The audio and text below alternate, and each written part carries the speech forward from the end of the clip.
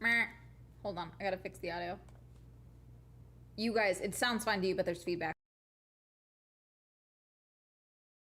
Also, can I talk about this for a second? You guys, have you ever gone to like social media and looked at videos from like a few years back?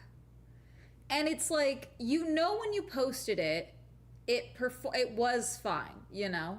Like it was fine. God, yesterday's stream got turbo nuked by copyright. That's the problem with a lot of the compilation videos from just videos from TikTok is YouTube, they will copyright claim the fuck out of you, which is fine. It's not a big deal. Wasn't expecting to make income from that video anyway, but it happens. But no, I opened up the Swell Shenanigans page so I could do all my, like, the monetization and all of that. And a video from Swell Entertainment, a short of mine, popped up from, I think it's 2021. Do you guys remember the TikTok trend of healthy Coke? Do you guys remember this? Where girls were just drinking, like, balsamic vinegar and soda water and calling it healthy Coke. And it's like, I don't think drinking straight balsamic vinegar is healthier than just drinking a diet fucking Coke. Like, I don't know how we decided that all chemical equals bad, but alas, apparently we did.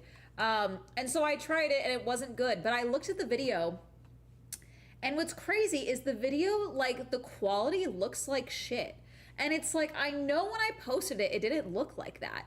And I don't know if it's just prioritization, because like there's definitely channels where like I look at Swell Entertainment videos from that time as well, and they look like they've gone down in quality. And like, I've been using this camera for a few years. The camera that I was using before, I had been using since college, so I'd been using it for a very long time. But there's times that I look at those videos from like 2021, and yeah, the quality looks way worse. Same with just social media in general, like not even just YouTube, like short form specifically. The quality seems to go down like crazy over time, if I remember correctly. I just hate that. I don't know. I think it's one of the reasons that I'm very into like personal archiving as well. Just because from the perspective of personal archives, like the thought that, yeah, my whole career of YouTube is like just gonna degrade over time is really weird, you know? And it's like, I guess it's like, oh yes, because the physical doesn't matter, but no, it does actually. And I don't know, it just feels weird. Like, and it's like, yeah, you have your backlog and all of that, but over time it just degrades itself. Yeah, I don't like it still. Anyways, okay, there is T-ball news. For those who don't know, I don't know if I ever talked about this. There was T-ball news. There's also baseball right now. Hold on, let me see if I can pull this up. That is trash. Um, ah.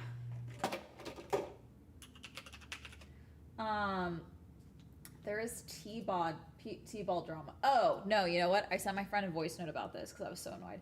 Can I be so for real with you, chat? I don't know how to tell you this, and please take this the kindest of way possible, because you guys do this from sometimes too, and I understand. However, not everyone is on the spectrum. Okay? I understand. The spectrum is diverse. However, not every person doing something that is like against social norms or weird and off-putting is autistic. And I actually think it's degrading to autistic people to chalk up all weird behavior to being autistic. I actually think that's condescending and weird. I might be alone in that thought, but that's what I think, okay?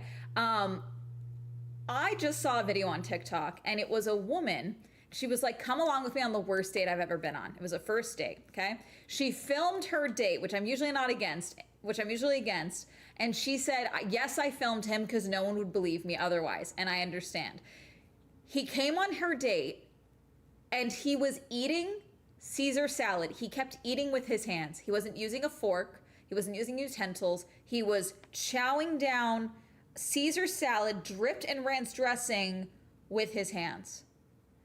And at one point she shows his face and he's like dead-eyed looking at her as he's eating like pinchfuls of Caesar salad in this, what looks to be an Outback Steakhouse, okay? with his hands. Thank you for subscribing, Kuna. You won the Swell Grand Prix. One moment. Thank you for the rats. The rats say hello. Wah, wah, wah, wah. You won. Sorry, I'm pulling up the Firebell game. The Heights and Firebells. Last versus first. SF is ahead by 1. Okay. And I just... I open the comment section just to see like people's responses, which is always my mistake. My mistake is always I read the comments. It's something I should stop doing, but I like to think that humans are inherently intelligent. And day by day I'm proven wrong. My theory is proven wrong, and it drives me insane. And it's the first comment is from the original poster being like, you guys, he's not autistic. He showed up white girl wasted. Okay? He showed up to their date drunk out of his fucking mind. Okay? Probably high too because of the munchies. Okay? And that's why he was acting that way. But again, to think that someone eating in public with their hands must be autistic, I feel like is disparaging against autistic people. Am I wrong? The amount of times I'm like, hey, this person did something fucked up and weird to me. Are they autistic? They could be. It also doesn't change the fact that they did something fucked up and weird, okay? It can be a reason. It's not an excuse, okay? And as someone that had an ex-friend, okay, that had developed, became psychotic, okay? Became emotionally overbearing, started treating me, you know those homoerotic friendships that you have with a girl at some point in your life? It's usually a girl that believes they're straight, okay? And I do still think she's straight, but alas. And they just decide that like you're their whole world, but they're also not attracted to girls and they are a good friend of yours. This is a canon event for bisexual and lesbian women, okay? This is a canon event, okay? You have someone who's like complaining constantly that they're not attracted to women, but they're also they're treating you like a boyfriend. It's very fucking weird. It's an off-putting thing, okay? This was a childhood friend that we reconnected in college, and she lost her fucking mind over time due to drugs and like surgery, and out of nowhere, she decided, because she kept going over of like all these diagnoses during lockdown, she decided that she must be autistic, okay? And she started developing and hunting down doctors' lists, trying to get herself an autistic diagnosis. Because what was happening is she was condescending and fucking awful, okay? And just really out of line and really controlling. And so she was losing friends left, right, and center, and they were cutting her off. And so it was like, oh, it must not be me. It's because I'm autistic, okay? And so she got angry. Thank you for following. Not sure why that's a hype train now. And so she over time, like, and again, she got mad at the first doctor that she went to because he was like, if you're autistic, it's very minor. And she came to me about this and I was like, well, it's a spectrum, isn't it? And she's like, no, it's not. It was like this whole thing. And she got, I have no idea how true this is. She said, I'm too smart to be autistic. I don't know if a doctor would say that. I don't know how real any of this is, okay? And then finally what it was is I cut her off, okay? Because Lisa, for those who don't know, Lisa was my stepmom that passed away. Because my dad, who knew this girl, was like, oh, she's getting out of fucking line. Like she's being weird. You need to cut her off, the end. Like, you're not crazy. She's being fucking crazy, okay? But that's my dad, you know? So I went to Lisa because Lisa would tell me how, Lisa was a lawyer. She would tell me how it was. So I called her one day and I was like, hey, do you got a second? I just want to tell you what's going on with this person. And she was like, yeah, sure. And I was like, okay, it's going to be long, but like, just like, let me just get it out, you know? And it was a lot of stuff with drugs. It was a lot of mood swings. It was all this stuff. And Lisa, I told her all this stuff that had been happening. And I was like, yeah, what do you think? I'm being ridiculous, right? Like, I'm overthinking this. And Lisa paused, and then she goes very solemnly, when you tell her you don't want to be friends anymore, I need you to not be alone with her, okay? Did she have probably another diagnosis that I later found out about that was not autism? Yes, okay? But in that moment, I was like, oh, this is an unsafe person to be around, and me explaining the behavior, because what Lisa was worried about, because clearly all these other people had cut her off. I was the last person, and so that's why she got even more controlling with me, because she knew I was probably leaving. And so as soon as I was like, no, you can't manipulate and control me anymore, Lisa was worried she was going to lash out and hurt me. And sure enough, when I finally was like, I think we need to not talk for a while. Like, I think we need to give it a second. She went crazy for months. And she would just message me paragraphs. Like, Lisa had me go and stay with her and my dad for a few days, me and Hermes, because she was so worried she was going to show up in my apartment. All these things. And it's like, even then, and these messages over time, this is relevant, these messages over time, she at some point, I believe, got a diagnosis, okay, of autism, okay?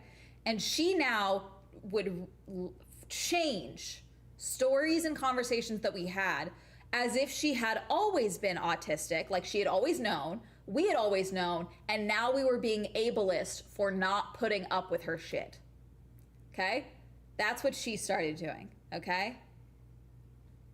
Onward and onward and onward, okay? Her being horrible on a girls' trip, okay?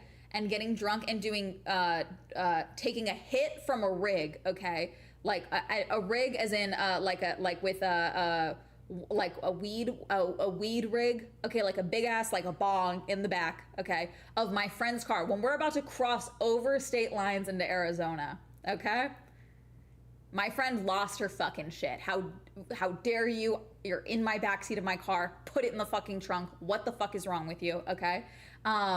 Taking my friend's spot on the bed, getting mad at me for being having an allergic reaction, and like she was just like that whole trip was very weird because my friends that we were with who were not around us often were like, is everything okay with you guys? Like, why, what's going on? She's like, well, she's being really fucking mean to you and it's really weird. And like it had just become so normalized that I didn't even clock it. I was just like, okay, like I'm gonna go work. It was NaNoWriMo at the time. I was like, let me go work on my book, you know, like let me go do that instead of putting up with this weird thing. She slept the whole way back. It was this whole, my friend slept because for those of you who don't know, I have another friend, okay? I'm not going into detail on her background, but she's very touch averse, okay? Like she's not a hugger unless she initiates it. She likes her space. She is extremely touch adverse, okay? She wanted the couch for that very reason. She didn't want to share a bed with anyone. She wanted to sleep on the couch. This other person that I ended up cutting off later, she got super drunk and like kept trying to stay up to like watch movies. I went to bed because I was like, guys, I need to sleep. Like I think I have a cold or something. I need to go to bed. Other friend goes to bed. She then stays up all night when my other friend is trying to go to bed. She then passes out on the couch. My friend cannot wake her up. My friend slept on the floor of the bathroom. My touch adverse friend. Because she could not get this person up because they were being so selfish about wanting to stay up and watch TV when it's like, hey, it's our last night here. We have a long drive. We have to sleep. I felt horrible because I just naturally get up early because of the coffee shop and all of that. So I went up to go use the bathroom and the door was locked. And I was like, oh, that's where we locked the door. And I fucking woke her up. I felt so fucking horrible. And she was like, no, it's not your fault. I'm like, no, I still feel fucking bad though. And they had their own falling out separately as well. So it's like that whole trip of all this, of her just being a fucking monster, basically, that whole trip, that later came up to once I finally cut her off. She texted everyone, was like, yeah, you all just invited me along. Oh, she also invited herself on the trip, by the way. It was only supposed to be me and my two other friends because we were supposed to drive because my friend was working in Los Alamos at the time. And so we were going to go meet in the middle in Phoenix. Because that was like the same distance, we could have a little girls trip. She invited herself onto that trip, by the way. So she was like, yeah, you guys only invited me along so you could make fun of the autistic girl. That's not a thing that happened whatsoever. And also, you didn't even believe that you might be autistic at the time. So that's just straight up not a thing that happened, okay? Some people are just the worst. Yeah, and so that's the thing as well where we're seeing it now where it's like, Chelsea Fagan of The Financial Diet did a very good breakdown where it's like, yes, there might be reasons behind your behavior, but that doesn't allow your behavior, okay? When I was like, hey, I need a break, you're being condescending and manipulative and controlling with me, and it's really unpleasant, and I don't want a friendship like that. I need time away. And all I said is like, can we just not talk for a bit, okay? And then without fail, if she had just given me a couple of months, maybe if even that, couple of weeks, like, I totally understand. You're right. This hasn't worked of us, like, just cry. Because what would happen is we would talk and I would cry and we would both cry and we would get a bunch of stuff out. And so I would feel better because I got stuff off my chest, but nothing was ever actually resolved. So that's why I was like, we cannot talk for a bit of time, okay? And if she had just respected that for probably even 2-3 weeks, I would have been like, hey, can we please go get coffee? Like, let's talk about this, okay? Let's like break this down or whatever. Instead, what she started doing was periodically texting me every time she saw that I was in Orange County, like spending time with my dad or anything like that, and sending me like paragraphs, rewriting conversations we had. And over the course of a year, I mean over the course of a year, like every couple of months, I'd be having like a good day. I'd like post an Instagram photo or something, and then I'd get a lengthy text message about how much she missed me. Also, how I was a horrible fucking person. Like, that would be the whole message, okay? The final straw was actually October of that same year. I was in Vegas for When We Were Young Fest. This is 2022. If any of you know my history, you know what's coming up, okay? I was out, like, I had a day to kill, so I was like, let me just go walk around and shop or whatever. And she sent me, like, this essay that included the lines, "It's crazy you don't want to be like your mom when you're treating me the same way." Basically, she said that I was like my abusive alcoholic mother because I wouldn't text her back. So if anyone in my real life knows me, that's the point of no return. Everything else, sure, everything else, maybe even like my birthday was coming up, if she had like just stopped at any point, I would have been like, this sucks, but I do think we could have figured it out at some point. That one, she knew would push me over the edge, but she was hoping that I would call her up and be like, what the fuck is wrong with you? How fucking dare you? And then she could cry, I didn't know how else to get to you, blah, blah, blah, blah. So I blocked her on everything, okay? And then for those who don't know, that trip when I was driving back from Vegas in 2023 on Halloween Day, okay? That's when my father called me to tell me that Lisa had taken a turn for the worst, okay? We brought her home from the hospital for hospice the day after Thanksgiving, okay? She passed Christmas Eve morning, okay? Okay, so I blocked this girl on my phone, on everything, all social media, everything. Lisa passes. I'm basically living in Orange County at this time, me and Hermes, okay? I then go home finally, a few days after Christmas, okay, to my apartment. I'm like cleaning my apartment, I'm charging everything. I plug in my iPad. Did you guys know that when you block someone on your phone on iMessage, it doesn't always block them on other platforms like your iPad? So my birthday is November 7th. She also texted me on my birthday. And then she also texted me Christmas Day. Both of which were like, fuck yous. You never actually were my friend. Merry Christmas, I guess, basically. Okay. And it was never like, you're a heinous bitch. It was always just like twisting the fucking knife. And so for New Year's Eve, I wanted to text her, well, Lisa's dead now, so none of this fucking matters. Didn't do that. No. Instead, I just blocked her again. Okay? Because, we're done. 2023, my birthday as well. She got, you guys will like this. She was reminded of my existence because she is a fan of another streamer that I'm friends with, Frogan. And so this was after TwitchCon, and I was on a video call on stream with Frogan, and she was in the chat and started sharing all this shit about me in the chat, okay? And it was just like, wow, that's hilarious to me. Just sharing, out of the respect for the friendship that we have, I won't go into why it's hilarious that you talk to Amanda. Like, whatever. And she ended up getting, I was like, oh, hey, just so you know, like, this is who this person was. And she ended up getting banned from the chat because of the way that she was specifically talking to Frogan. And, you know, then my birthday, she makes a new TikTok page and starts commenting about how I cut her off for being autistic on my TikTok videos. Because, of course, she has to make my birthday about herself. She has done that periodically since. So, you know, every once in a while, I'm like, God, I hope I wish her well. I hope she's doing well. But my God, every time she pops back into my life, I am shown that she is not well. So, is what it is. Girl, get a new hobby. That's the thing. It's just like...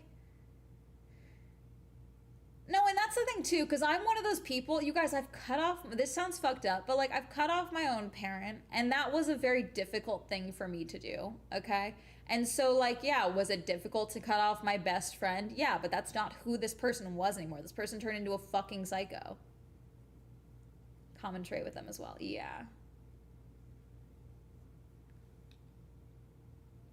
Any type of condition as excuse to get away with bad behavior or toxic, had to cut out more than a few people. Yeah, see, it's like, okay, more worms. This is a big worms thing.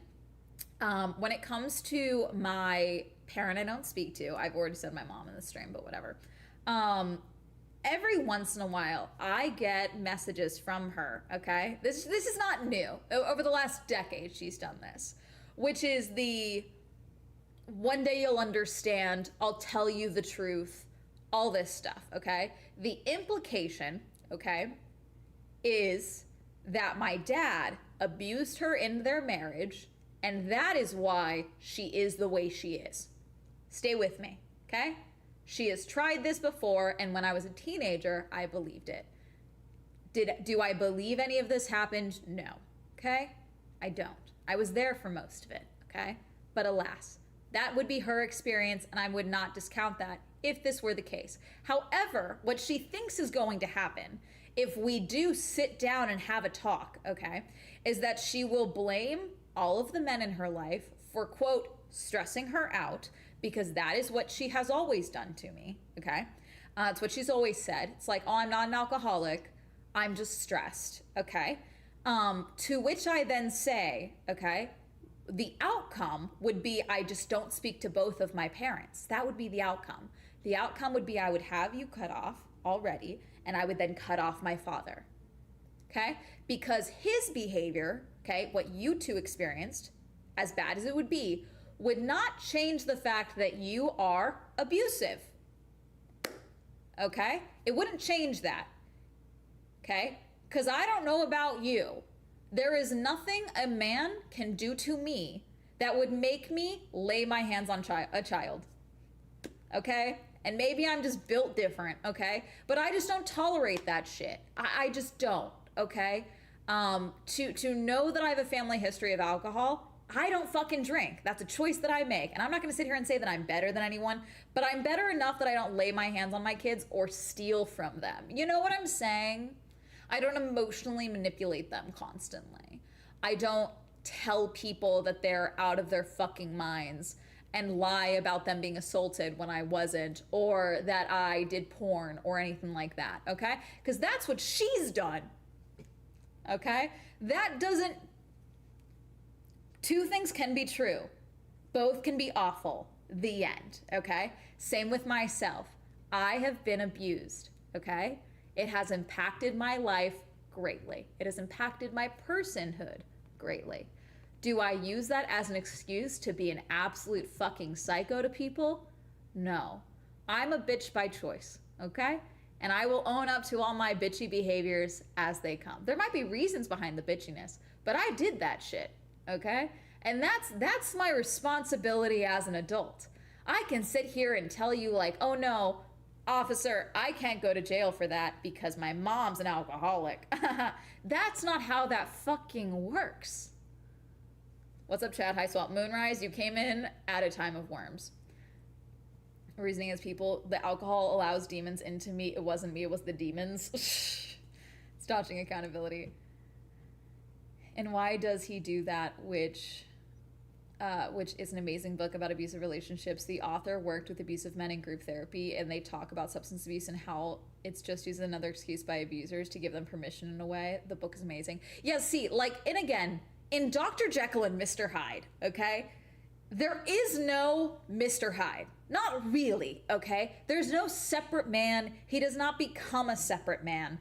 It is always just Dr. Jekyll, and Mr. Hyde allowed him to disguise himself so that he could show his true nature, which was being a shithead, okay? That's the real Mr. Hyde. It's not a whole separate entity. It's not a whole separate monster that he becomes. It is who he is, and it is it's his ability to show that off. It's the same shit. Sunny, we're in the worms.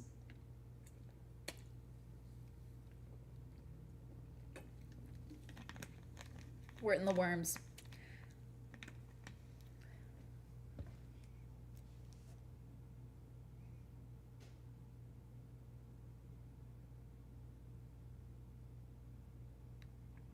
Hang on. Sorry, 1 second. I gotta mute something.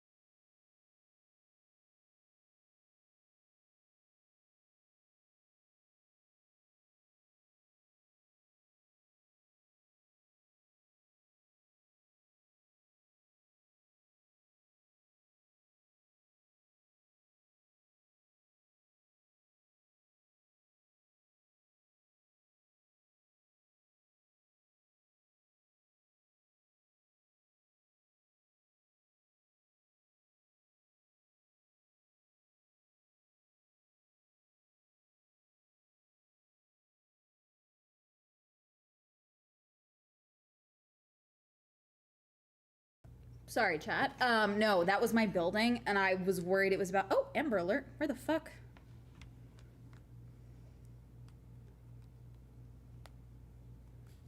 We just got an Amber Alert.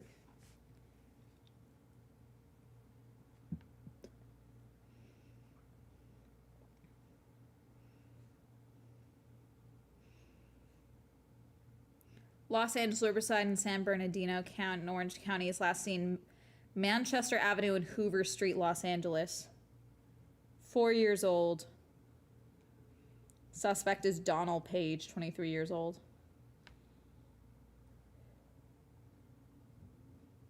Gosh. Hump day therapy session. I know I had therapy yesterday. No, but it's just the... What were we talking about? No, sorry. They were I thought they were calling about my moving out. What they're calling about is there's a leak in the unit below mine. There's a clog or something they're trying to deal with. So they wanted to make sure that I wasn't running like dishwashers or laundry or anything like that right now, which I'm not. So we're good. I was like, is the AC fine? And they're like, yeah, probably. Also, it's 6 to 8 right now. Also, in case you're all wondering why they're getting so many runs in a lot of these, it's the composite bats they're all using. I'm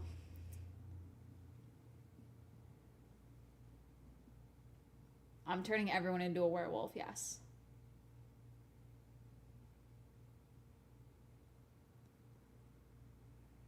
The sink in my kitchen won't drain properly, so I've taken all the pipes apart and had to get to the pipe in the fun.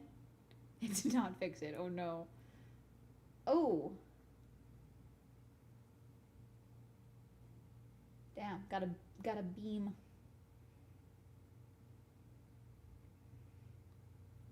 I'm not turning on all my water right now. No, but it's just like, that's what I mean. It's like, Your at a certain point, your trauma and such, or like your mental health, it does impact you. It impacts every part of your life, okay? But I don't have to put up with that behavior, you know? We're adults. You know what I'm saying? Because like there's another person that like I chalked up a lot of their red flags. This person is severely autistic, and I do know that. Okay, um, they are diagnosed, and I chalked up a lot of their social climby red flag behavior to the fact that I was like, oh, she's just autistic. She doesn't understand. Like the fact that I'm freaking out that she abandoned me at this party to go hang out with more famous YouTubers. She doesn't realize that I'm literally having a panic attack right now. Okay, you know. So I chalked up a lot of things where I was like, in hindsight, if any other person did that to me, I probably would have been like, that's fucking weird, you know. Um, and just because it's different healing journey doesn't mean you should give up and get worse. Yeah, that was the other thing with this person as well, because as someone that, again, I don't wish this on anyone, but I realized very early no one was coming to save me, okay? And I had to save myself. I had to better myself if I wanted better for myself. No one was coming to fix it, okay? Okay, there wasn't a man, there wasn't anyone that was coming to, there wasn't a higher power that was coming to save things or make things better, okay? I had to figure it out for myself, okay? And so it's one of my worst traits. I have very little patience for people that refuse to try and get better because they think there's no point, okay? And I'm not just talking depression. I mean, they're like, well, that's too hard. That's not fun, X, Y, and Z. Therefore, I should just do whatever I want, or I should just be miserable and in my shit constantly because I was dealt a shitty hand. I'm not that person. I can't. I'm a fixer now. You know, I fixed things for myself. I will help fix things for you. I will, you know, help as much as I can. But at a certain point, I can't just be the you come to me to complain friend. You know what I'm saying?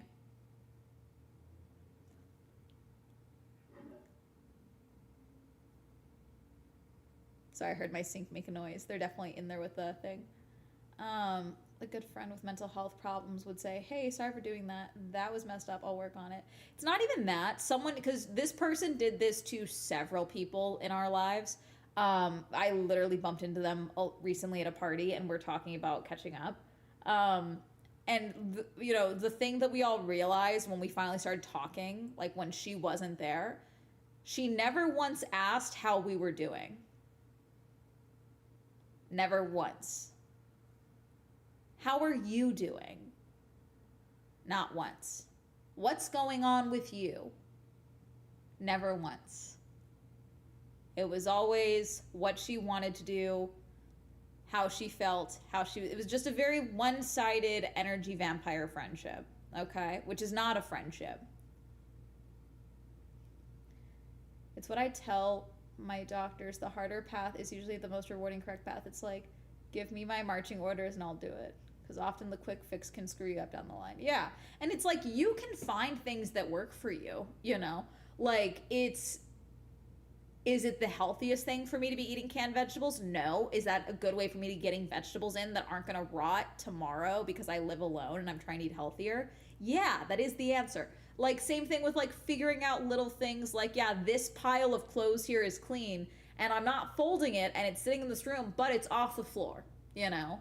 Like, at least I did part of my laundry, therefore it's clean, you know? I know this spot is clean, therefore these are clean clothes, therefore I can pull from this and I don't think too hard about where I'm getting my clothes from.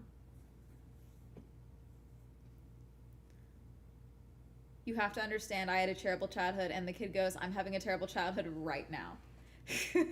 I don't know, but that's a good one. No, and see, that's the thing too, and it's like one of the things where I, as someone that does not have children and may not have children ever, like, I don't have respect for parents, and being a parent is fucking hard, okay? But I don't have respect for parents that are like, well, I turned out fine, therefore my kid will be fine.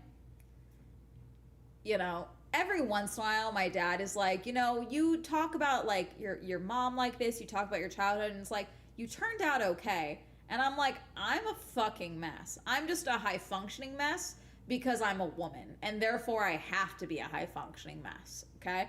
I'm not afforded the liberty to be the mess that I get to be. I have to live alone. I have to be self-employed, you know? Like I've set myself up in this way so that I can be a mess in the comfort of my own environment and no one's fucking with me, okay? Like that's how we've gotten to this point. I hear them digging in the thing.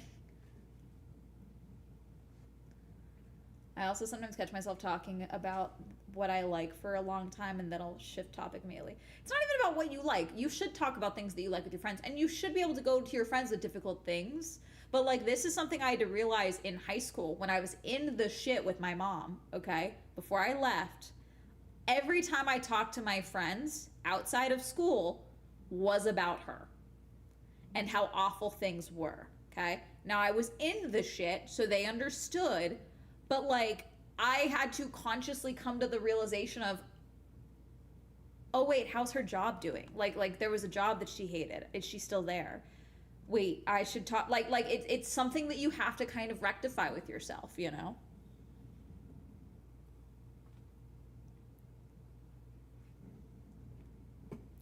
Makes symptoms the least bad because they think my body isn't metabolizing meds properly, so they're like, we don't know what to give you.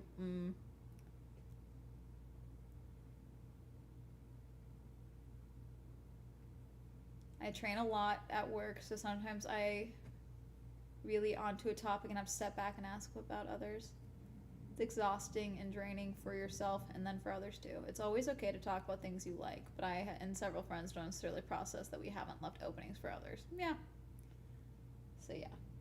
Anyways, this was a long-winded tangent, but originally the topic of this 43-minute conversation was about I was annoyed because people on TikTok specifically, anytime someone does something weird or off-putting, they're like, well, are they autistic? As if that's one, an excuse for the weird behavior, and also, I'm sorry, I find that condescending to people that are on the spectrum, okay? I find that very weird and condescending. That like, and again, the context of this was a woman on a date who filmed her date because she was like, I know no one would believe me if I didn't film him.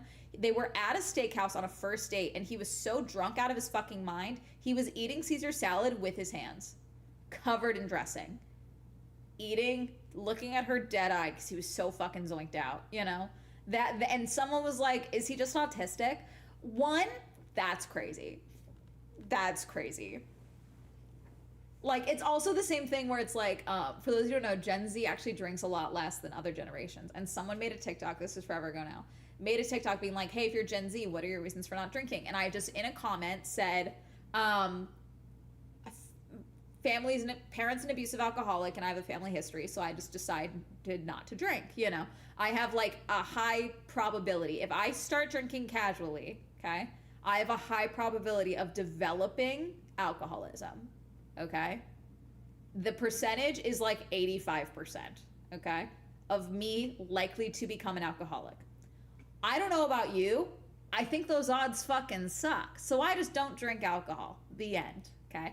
And someone replied to my comment, okay, and said, well, is there trauma or something in their past that led them to drink as a coping mechanism? So we're just breezing past the word abusive in there. I don't give a fuck. I don't give a fuck what happened in your childhood. If you lay hands on your kids, if you abuse your children, I think you're a shithead. Okay? I don't have grace for this topic. Okay? There's this other one. This is unrelated, but this woman was just arrested, okay? Because she abandoned her children for like 3 years. Okay? The oldest at the time of them being found out was like 14. Okay? And she left them alone in the house. The two younger ones were younger. She, in her phone, his name was like firstborn, child 1, child 2 for the other ones. The only time she would talk to her oldest was to coordinate food drop off at the house so she could not be around the kids. Okay? She was arrested. Okay? All of the comments. Are you going to arrest the father too? Father never mentioned. Father not in the picture. And I'm not saying that abandoning your child is any better, okay? But there's different types of abandonment, and who knows what the situation is, okay? The answer is that in this moment, this mother we know she orchestrated the abandonment of her children, okay? She is capable of doing that. That is bad, okay? Yes, the father of these children, or fathers, I don't know, okay? Is it bad that they never thought, let me talk to my kid? Yes, okay? But it doesn't change what she did. Okay?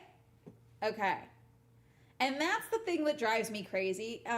It's just the I can't, and again, I'm not looking at this trial. I don't know what the circumstances are. I don't know everything. We'll see what happens after this trial. I really don't like that my For You page has just become the Lindsay Clancy trial, okay?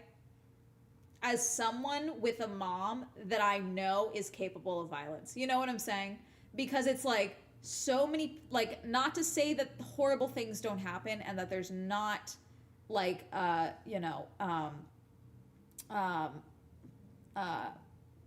postnatal stress. What is it? Hermes is barking.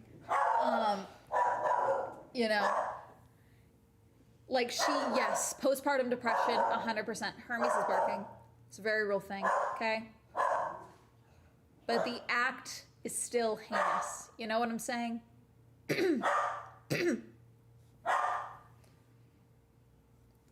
The act is Hermes.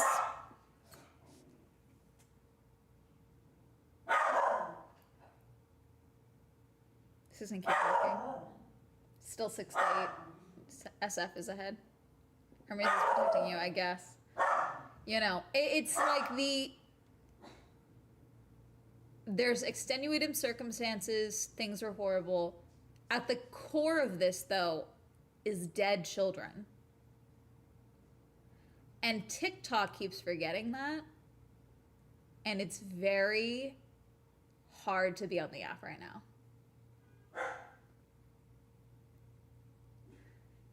I'm not gonna sit here, like, I mean, you guys have heard me talk about the fucking Luigi trial. I still don't think you fucking did that shit, okay?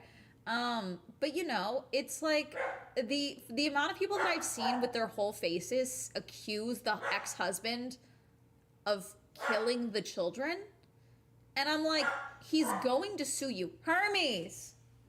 Hermes!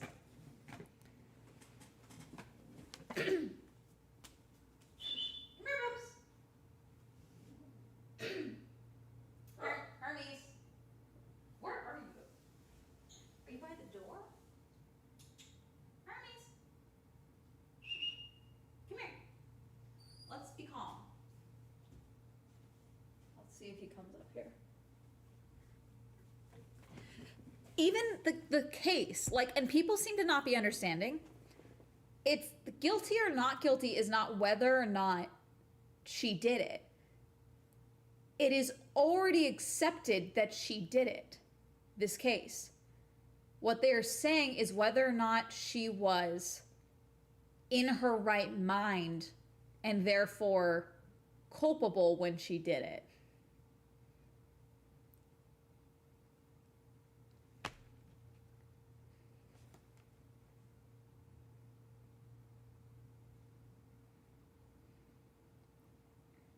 Or winding down, but give that half-hearted bark. See, it's like, I know, I can't see him from the top of the stairs. I know he's like laying down somewhere because he's comfy, but he wants to make sure everyone knows he's upset. So he's like barking as he's still laying down.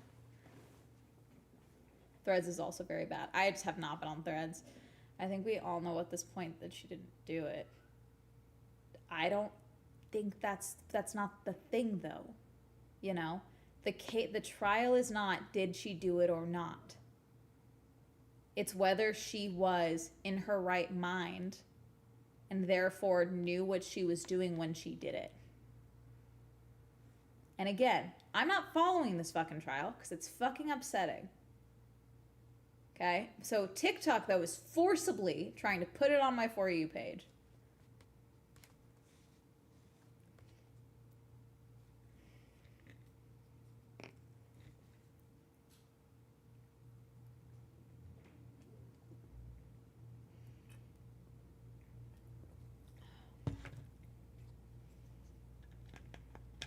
I like your wallpaper. Thank you. It's coming down soon.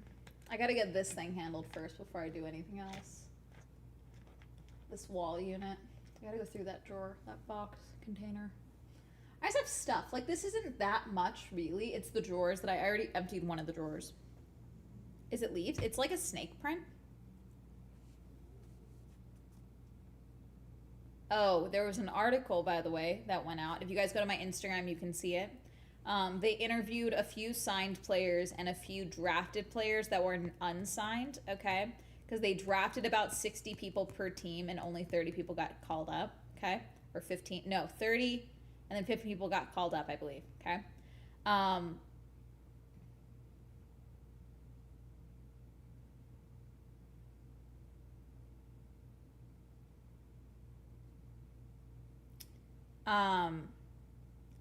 And they're talking about like the frustration with the lack of communication from the league for the WPBL. Sorry, I'm watching the WPBL off to my side. And they got a lot of quotes from pretty much every player wished to remain anonymous, but they all also said the same thing. It's like, I don't want to say anything negative because I don't want to disparage the league, but like, this has been frustrating.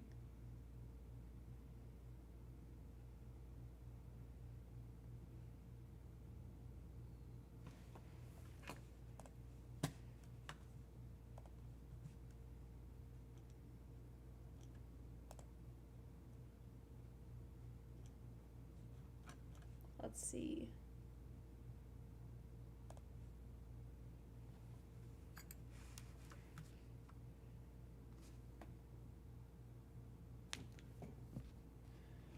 Danae Benitez is up. It's crazy because she is so good on the at bat, but they're last in the league right now.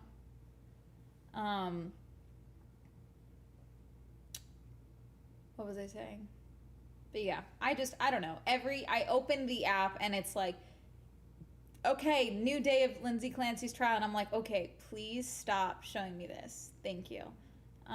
Please stop showing me this trial. I'm not engaging. I'm not watching the videos through. I'm hitting not interested. I don't like the TikTokification of a literal one of the people that made a video about where she was staying, the hospital that she had been in, someone that had worked there, not when she was there, made a video being like, hey, what the prosecutor is talking about, like the state of the hospital is not true. I worked there, basically. And they tried to call that person in as a witness. I don't know if they ever ended up being able to. But the defense was like, we'd like to call a last minute witness.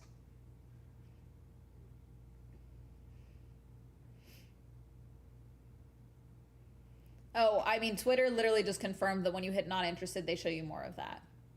Because you're more likely to engage with something that pisses you off. They show that that's intentional. It's too sensationalized, yeah.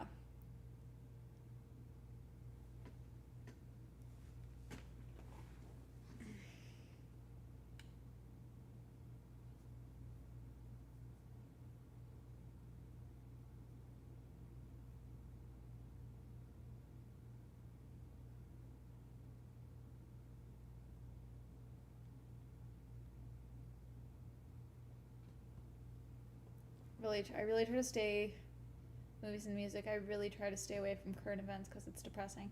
I don't stay away from current events, but like there's me being aware of the fact that like Trump has this aide that is obsessed with him and is trying to look like Ivanka Trump. It's a whole thing. And there's another thing of me following a trial for a woman that is believed to have like murdered her children in postpartum depression psychosis. Like it's like I can't, you know? It's one thing to stay up to date with the Boyle Heights fire, the cleanup, which they have not made it to the deadline, by the way. They did not succeed in cleaning it up in time.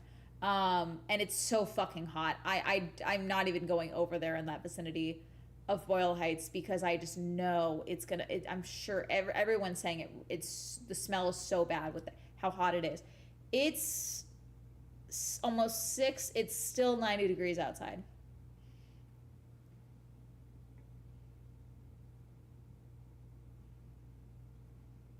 Can I be so for real? I don't believe their locker room story. Can I be so for real about that? She claims that she spent a summer sleeping in the woman's locker room at like Mar-a-Lago or something, to be closer to Trump. And that's they've like published it and it's like, oh, look at this crazy woman. I don't believe that's true. I think they claimed that because there's no room in her name. I think she was staying somewhere. I think she was sleeping somewhere. I don't think it was a locker room. But I'm a cunt. So, you know.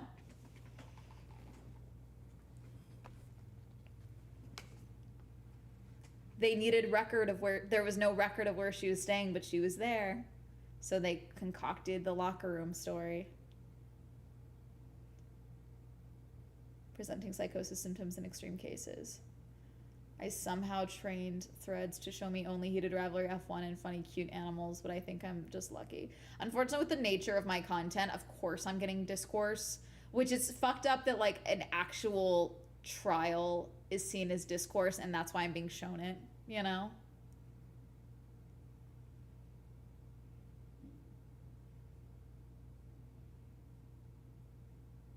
The aide did what? Oh my god. Okay, let's talk about the aide that is obsessed with Trump now.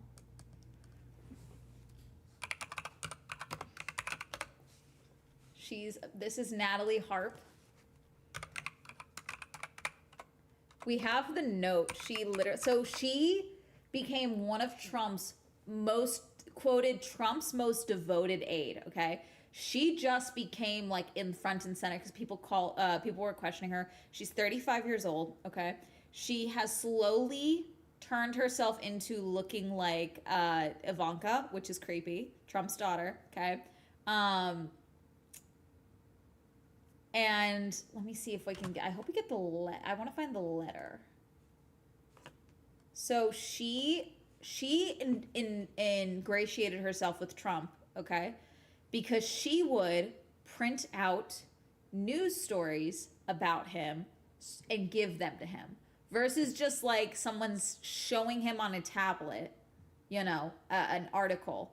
She would print out positive news stories and give him a pile of them, okay? And so he loved that and he trusted her to get him his news. It's like, oh, look how amazing I'm doing. Which I figured was happening. I didn't think it was some 35-year-old blonde, but alas. And in one of these piles, apparently at one point, and like Trump's rest of his aides are trying to make it so that she can't see him because they think like she's devoted to him or whatever. It's like very weird. In one of these piles, like Trump makes scheduled time to speak to her, okay? In one of these piles, she wrote him a note and sandwiched it in there so that he would get it. And I really hope I can find it because it is out there.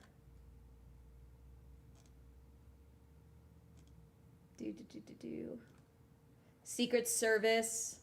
The Secret Service raised, this is from Daily Beast, the Secret Service raised multiple security concerns about Harp internally during Trump's first year of his second term, both about her access to the president and her failure to obtain a security clearance, according to MS Now, which spoke to 4 sources about frustration inside the West Wing over Harp's proximity to Trump. One national security official expressed concern that Harp's role at Trump's side gives her access to a highly sensitive information that few other senior White House officials would be privy to. And again, I understand a lot of people will jump to like honeypot, like foreign asset. Problem is that the way Trump is, he just tells foreign people, like foreign officials, foreign assets, foreign agents, he just tells them everything. So like you wouldn't need this person here if you were trying to get someone into the White House. I do think she's just like this. I don't think this is like a foreign operative type of thing. I do think she's just like this. Trump's top staff has made subtle moves to curb how much time Harp spends at Trump's side, but to no avail, one of the sources told MS Now. She's just persistent in not realizing that's what they were trying to do. Bullshit. She totally knows. She totally knows. A woman like this, she knows. There's no way. There's no way. She's a former host she was a host at right-wing news network One America News. She's just persistent in not realizing what they're trying to do. The Daily Beast has reached out to the White House and the Secret Service for comment. White House Press Secretary Caroline Leavitt defended Harp, telling MS Now, Natalie Harp has a security clearance like everyone else, and she is a loyal and hardworking member of President Trump's team. Let's see. I want the letter. I'm gonna find the letter. Hold on. Letter. It is out there.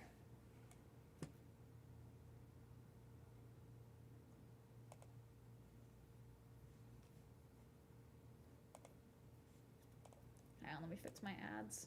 Refresh. This is from The Independent.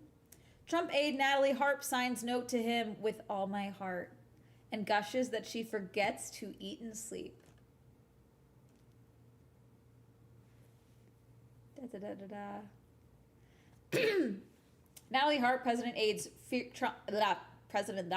Donald Trump's fiercely loyal aide, there we go, once wrote a letter to him in which she gushed about wanting things to always be right between us, according to a report. Harp, the 35-year-old White House aide who is never far from the president's side, reportedly wrote to Trump that she had been forgetting to eat and even forgetting to sleep as she gushed to him about a trip to Scotland, according to the New York Times, which obtained a copy of the letter. New York Times, here we are. Show me the letter. God damn it. They put it behind a paywall. Hold on, let me clicky clack. I'm clicky clacking. Hold on.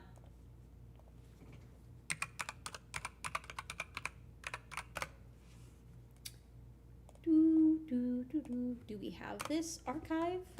Huzzah. Perfect. Okay, this is from the New York Times. Oh, she's not married. Then who the fuck did I read about earlier? You're thinking of Caroline Leavitt. Caroline Leavitt is married and she's leaving. There's a lot of indication that I don't know if she was on the plane. So for those of you who don't know, there was an assassination, a plot to assassinate Trump, okay? I believe it was Iran, okay? Shocker. And he escaped it in a catering cart, okay? And didn't go on Air Force One or like the Qatar jet and went on a different plane, okay? However, they still allowed Air Force One to take off as normal with the press corps on it and a few other staff members on it, okay? I don't know if Caroline Leavitt was on the plane, but she was not on the plane that Trump took to get out. I don't know if because she is breastfeeding, she has a new baby. She went back to work very early. I don't know if she didn't do the trip because she's breastfeeding. That's one of the things about why she would not be on the trip. But there are the timing is very odd. It could also just be, she is saying that she wants to spend more time with her family. She did just have her second baby, but when she came back to work almost immediately, was very gung-ho about showing the family first White House, and like, I'm so thankful that I get to do my job and be a mother at the same time, basically, with this family first White House, the whole thing. Could have gotten shot down or something, yes.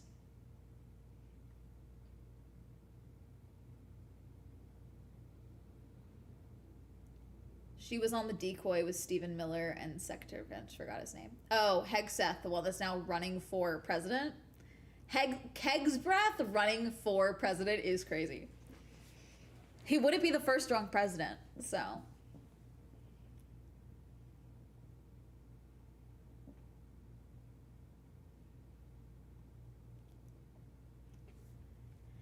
She never takes a day off, not even on Sunday. She works out at the Oval Office, and she's got a regular seat on Marine One.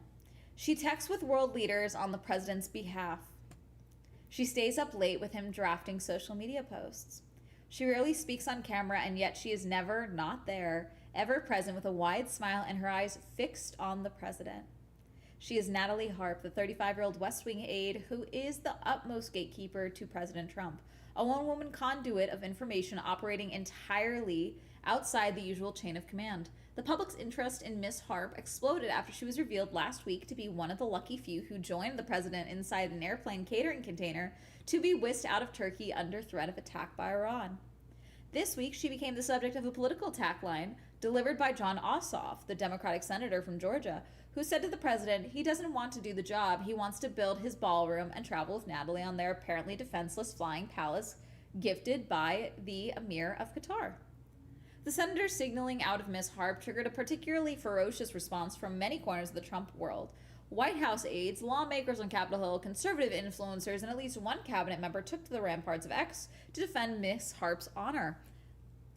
There were accusations of sexism from the right and cries of snowflakery from the left. Mr. Trump deflected when a reporter from CNN asked him about Mr. Ossoff's comments, but a social media account run by the administration then attacked the reporter in unusually personal terms, invoking her children, because of course they did. This is like the world's laughing at us, and then they're also labeling us a terrorist like a terrorist country. Like we are a terrorist country to them.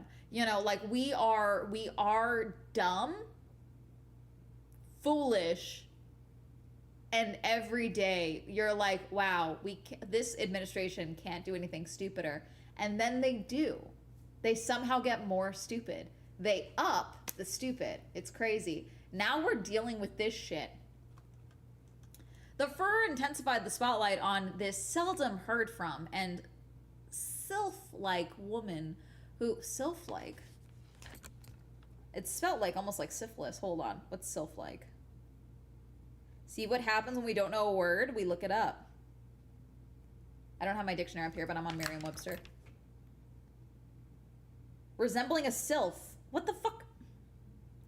An elemental being in the theory of Paracelsus that inhabits air, a slender, graceful woman or girl. Sylph. Sylph.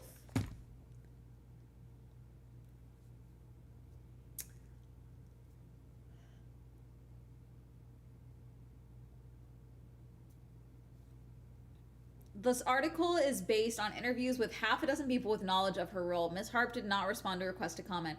The unique power Mr. Trump affords her says much about how he functions as president. As long as Ms. Harp is around, he enjoys an unvetted flow of information.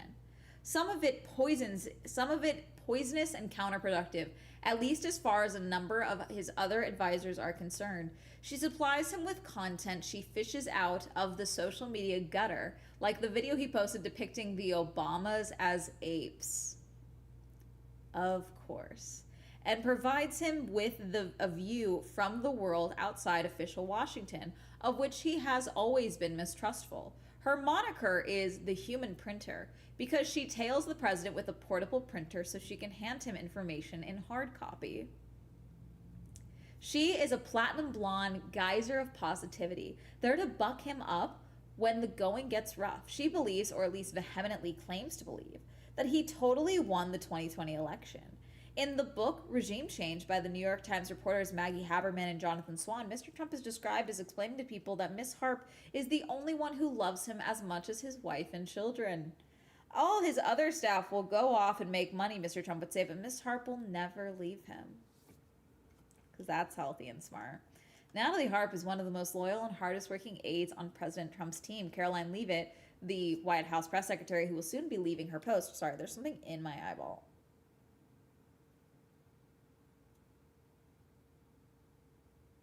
It's like, you know when you feel it itching and you're like, I'm gonna scream.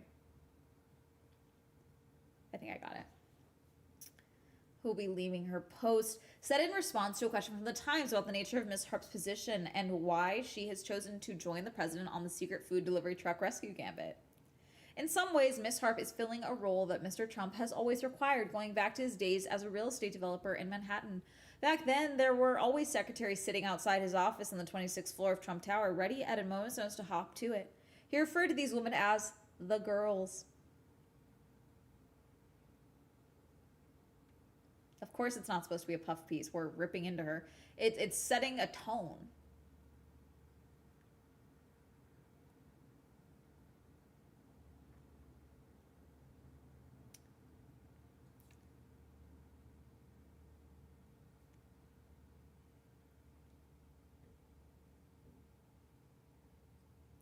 Guys, I don't know if you can hear any of this and you're like, this is a puff piece. It's explaining who this woman is based off, they've interviewed all these people about her. She vehemently believes that he won 2020. They are sharing that she told Trump about the AI video of the Obamas as apes, which I don't know if I need to explain this, is super fucking racist. Okay? I don't know how we look at that and you're like, puff piece. Let's listen. Or read the article yourself. I don't know. Ms. Harp collects a taxpayer-funded salary of $150,000. Her double-barreled title is Special Assistant to the President and Executive Assistant to the... Special Assistant and Executive Assistant? Is that so they can give her 2 different paychecks? So she has 2 titles? Is that what that is? At work, she can be a bit of a loner, even in this West Wing, in which loyalty to the president seems to know no bounds. Miss Harp's displays of devotion have unnerved some of her colleagues. Several videos shared with the Times show Miss Harp sprinting across great distances to keep up with Trump's golf cart as it sputters across a course in Scotland. I also am sorry if I was an embarrassment walking the course in Scotland, she wrote in a letter to the president that was viewed by the Times. The letter goes on. Okay, can you give me the letter? Give me the letter. Give me the full letter. This is from 2024. Oh my God, this letter has been out? Why is this a story now? This is from 2024. She's been doing this. Why is this just a thing now? Is it because, I'm assuming because of the plane. I'm assuming because of the evasion. Where's the letter?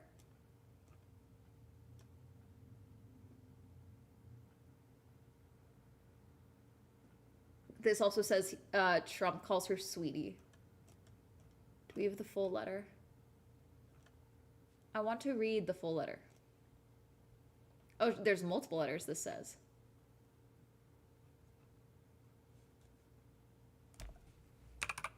Let me see.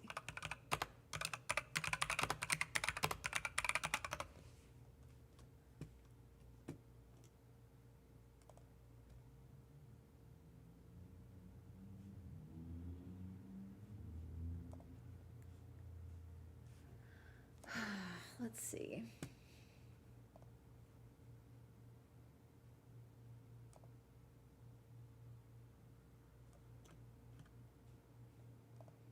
Everyone is putting things behind paywalls for me specifically.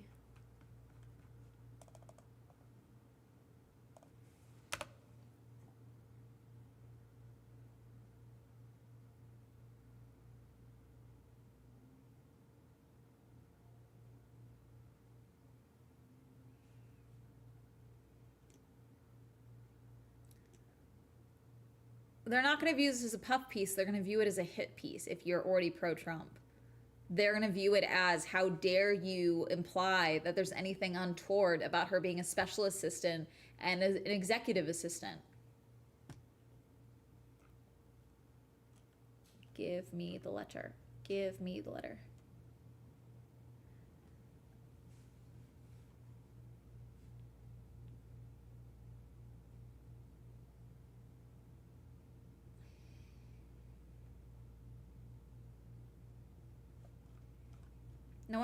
No one's posted the full letter, it looks like. They're all just claiming they've read it.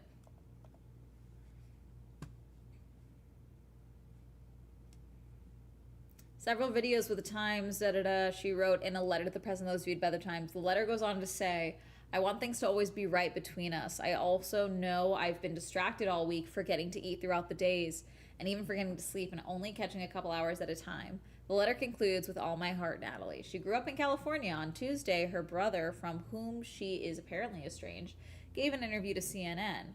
He said this about his sister. I'd say since she was like 16, she'd had an obsession with him. Gosh, how do I explain this? She's written letters to other presidents.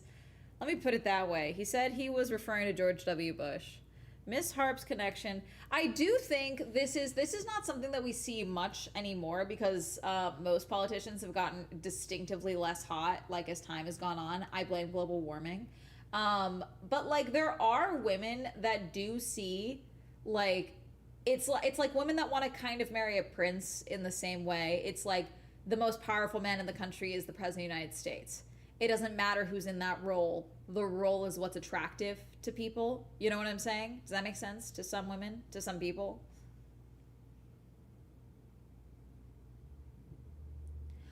She's a few years older than me, so probably, God, 2008. I was in 5th grade. So, no, right? Yes? No, not 5th grade. How old was I? I don't remember. Anyways. No, definitely earlier. It was not 5th grade because then his re-election happened while I was in middle school. That's 3 years. Da da da da da. Ms. Harp's connection to the president runs deep. She credits him with saving her life. She has said that she suffered from bone cancer and that it was legislation Mr. Trump signed. Well, no, actually, no. Sorry, I'm going back to the puff piece shit because now you guys are irritating me because you're just not getting it, okay? Like truly. It doesn't, they could sit here and say that she eats fecal matter from his diaper. They will just see it as this is a hit piece against someone in Trump's close circle, okay? Them stating literal facts is not a puff piece. That's not how that works. It's not hit piece or puff piece. That's not how that works, okay? We've literally talked about the book 1984, okay? And how the right thinks it's about the vaccines, okay? It's the same thing. They were all for it during lockdown, okay? Things have different interpretations for different people. These are the facts of the case. This makes her sound like a devoted lunatic, okay? Devoted does not necessarily have positive or negative connotations. It's a state of being. She is devoted to the president. There's a lot of idiots that are devoted to the president, okay? It doesn't mean that they are writing a puff piece by literally detailing actions and behaviors and other people in his security circle being like, hey, we're fucking worried about her. This is it's weird that she's this connected to you and this locked into you. This is crazy. And he's like, no, I don't have to worry about that. The fact that moving on. She has said that she has suffered from bone cancer and that it was legislation Mr. Trump signed in 2018 that provided her access to experimental treatments. She's not publicly detailed which treatments. Yeah, see, even that's one that I've seen people talk about a lot because it's like, what did he sign off on? Because in 2018, most of the sign-offs would have been things... He was in office still, but it's like, it takes time for treatment to go into effect, you know? Like, to sign off on something, to then have it... Like, if we're talking about research, like, oh, he pioneered this research, or he gave funding because we want to fund cancer research, you know, that's one thing. It then takes time for that to get to a point where they're literally doing human trials or doing human treatment. So it's like the timing doesn't make sense with this story.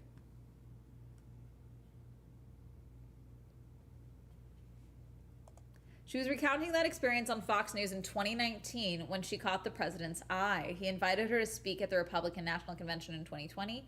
She spent the next 2 years repeating his election lies as an anchor on the far-right One American News Network. In 2022, she finally joined his team. A war room-style documentary filmed during President Mr. Trump's 2024 campaign called Art of the Surge provides glimpses as Miss Harp's hard at work. Politics was never something I liked, she explains in one scene that was filmed at Mar-a-Lago. But when I was sick, I started watching the Republican debates. He was my first exposure to politics, and I loved it. Like, this guy, he gets it. Ooh, even that feels like a line, because that's one thing that a lot of people feel like. They, like, didn't look at politics until it was impacting them, or they felt it was at them. Like, a guy they watched on The Apprentice is now running for president. Therefore, they care about politics because they like Trump. Or Trump is saying things that they agree with. Therefore, first exposure to politics. The film cuts to Mr. Trump introducing Miss Harp in 2019 at something called the Faith and Freedoms Coalition Road to Majority Conference. They were preparing her for death, he says. Her name is Natalie Harp, and because of Right to Try, she's now living, I think, doing fundamental... What was Right to Try? And somebody said she's here. Are you here, Natalie? Where is Natalie? Will you come up here, please? The woman who walks across the stage to hug him is not yet the full-fledged Trump aide she would soon become. I had cancer and he saved my life, signed that bill. And ever since he found out, he stayed in touch with me, made sure I was okay. The Right to Try. Trump Right to Try bill.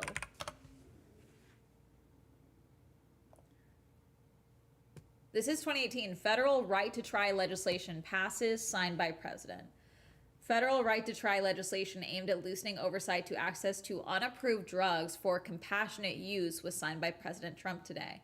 The law allows patients with cancer or other serious illnesses to circumvent the Food and Drug Administration when requesting access to experimental therapies not yet approved for public use. Congress passed the final right to try bill last week after months of negotiation and changes to legislation. So when was she sick? Because in 2019,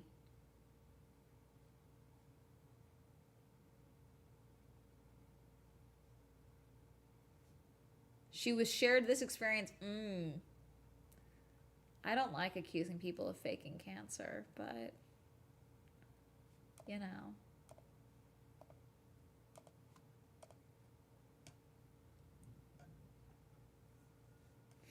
Let's see. Okay, we will game now, I promise. Also, Yuki's gonna race in V-carb because Isaac was stupid and broke his hand boxing. So Liam's going up to Red Bull, Yuki's going into V-carb, and if Yuki gets a podium, it'll be hilarious. Let's see.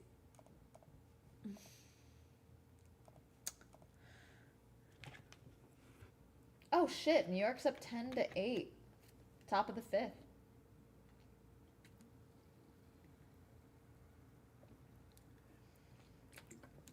Liam's going to Red Bull because he's been in the V-carb. Yuki has not been in a car much, but this is at the summer break.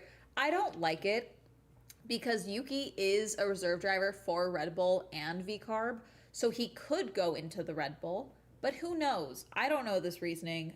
Who knows? They also, it does sound like Isaac straight up broke his hand boxing, okay? Which, depending on where he broke his hand,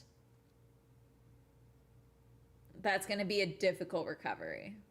So they could be thinking, we could see Yuki end up in Red Bull if Liam just doesn't perform well.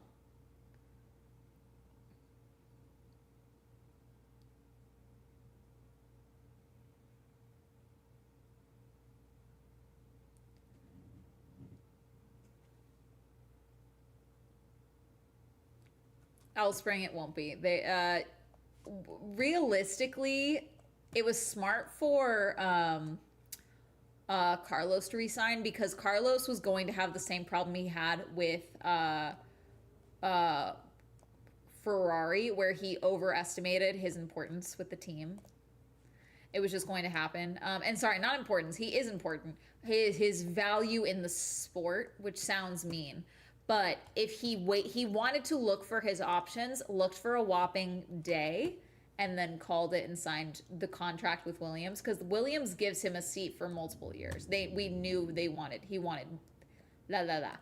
they knew that they wanted multiple year contract with him. So it gives him stability for a couple of years, and he can terminate probably or find it out later. They need to. I agree they should be paying me, but alas, they're not. Okay, this is the quarry. There's werewolves, there's teenagers. Everyone's irritating me. I kind of hope all of our talking characters die. We're gonna find out. Pretend this live in delusion.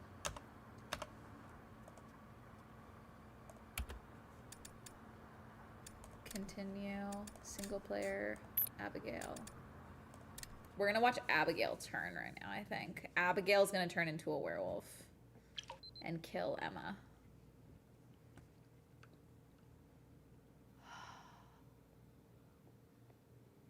We can't just sit here. You literally can. Why not? Dylan said it's safe here. Well, yeah, I don't want to be waiting around. You should be. But that's literally all we need to do. Just wait until Hunker down. morning, right? Hunker down and Fine. wait. But we need protection. Go see what you can find. It's better than just sitting around.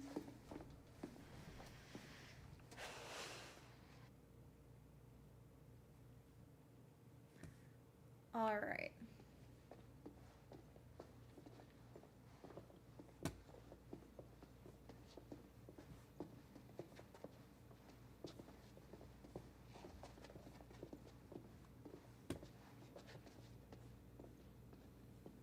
That's the stairs to go up, which we're not doing. What'd you find? Why did I jump? Just checking out this ladder. Is that a tiny little door up there? Yeah. We'll open it up. Why? We don't know what's up there. Exactly. Have you not been paying attention, like, at all? Okay, what I mean is, it might be good for us to She have doesn't an have escape route. Yellow Island. You know, we don't know what's up there. Eyes Right? yet. The lodge. There also could be a way for us to defend ourselves. You know it's the lodge. You're literally below the lodge. Okay. Guess that makes sense.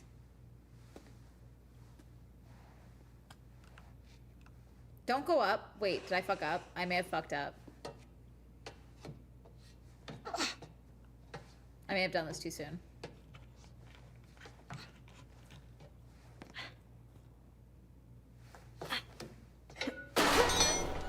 You all right? Oh, well, yeah. Okay. Yeah, that was close.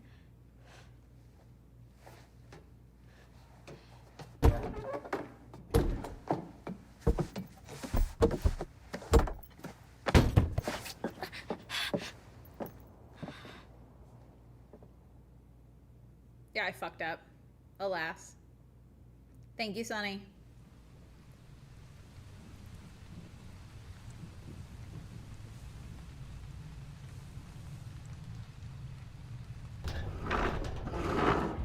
You're gonna be a werewolf. I keep doing that. You're gonna be a werewolf any second, girly. Man, this place is huge. Might need to rest a bit. She's feel better literally soon. turning at you. Need to literally leave. I'm feeling pretty good, actually. What are you doing? Stop it. Do you smell that? No. Never mind. Is Let's it him? just find another way down. Is it him? Is that what Way she to Chris smells? Hackett. She already Or bit him, just by a the way, Way out. intentionally. Maybe. I'm done being chased and stabbed. Sure. And another way out. Fine.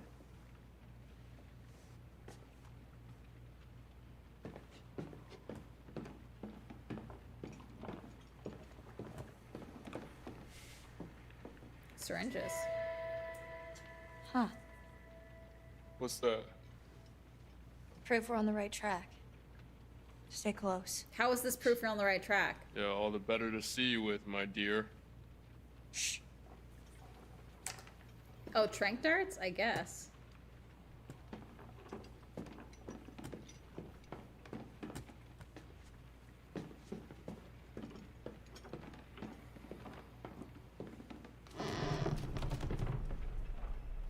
Watch your step.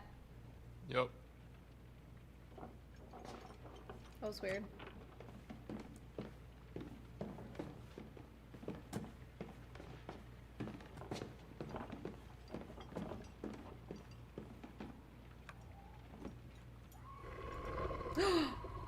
What was that? I think.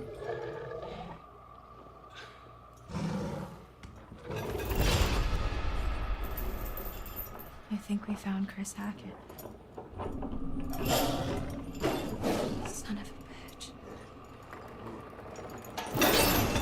Oh shit. Hey, that's real bad.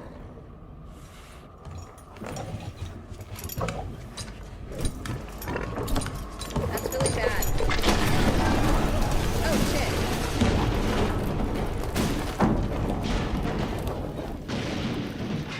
Okay.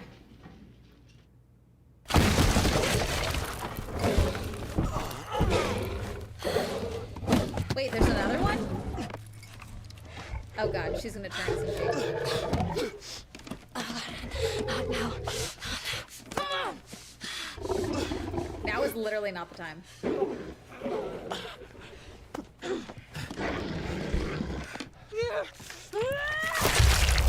Straight up not the time. Get his ass. Silverback mirror. Silverback mirror, would that work? Bobby! The gun!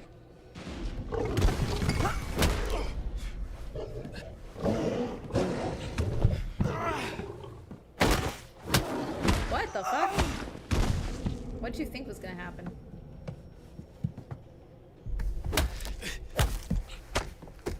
Hey!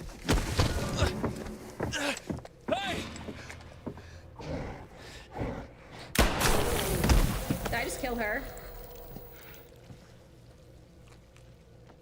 Did I kill him or her? Oh no, I killed him. Oh my god. She turned human. Holy shit, it works!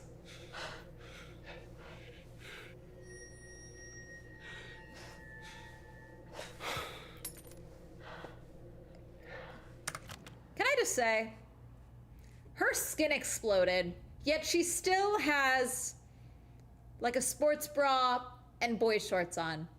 And I'm glad she's not naked, but also the physics of these werewolves don't make sense. And that's all I ask for is some consistency, okay? Do I want her naked? No, okay?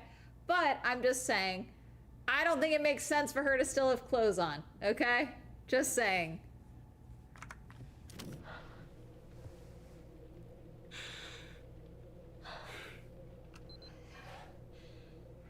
Thanks. Get away from the cop. Not killing me. He might still. Yeah. I wouldn't thank him yet. likewise. So, It's kind of like 5 minutes after the purge ends. It's like, hey, so you were gonna kill me. I didn't though. Clock's out. It'd be illegal for me to kill you now. Sorry. Sorry, I didn't mean to. You know, even though I got caught up in the moment of the purge. I was a werewolf. what now? Everyone's back to normal? What? Oh.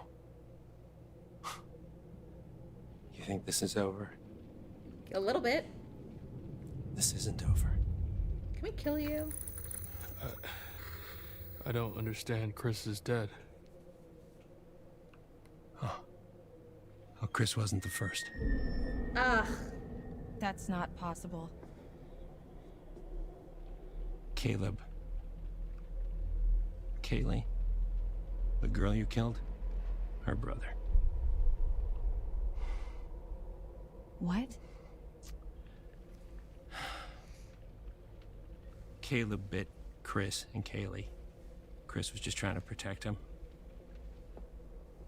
He was a good man, my brother. So So they did Well, just then kill Chris. Who bit Caleb? Silas. Who the fuck is Silas? We've been tracking him for years. He's a gypsy, a transient. He'd been long gone from the area, but we hoped he'd come back so we could end this. Anyway, there's sightings up and down the coast. A feral albino child, giant white wolf. White wolf. What? What'd you say? Where?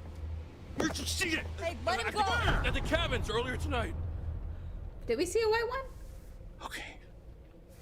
Okay. Is that the one that bit Okay, it makes sense. Ryan? It all makes sense. He must have been back for months, and he's what ran you off the road 2 months ago. Oh. Help me. Help me.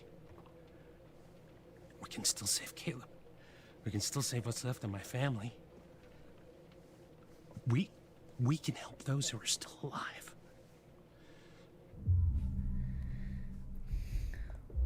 Why the hell should I trust you? That's still mean. I'm not asking you to trust me.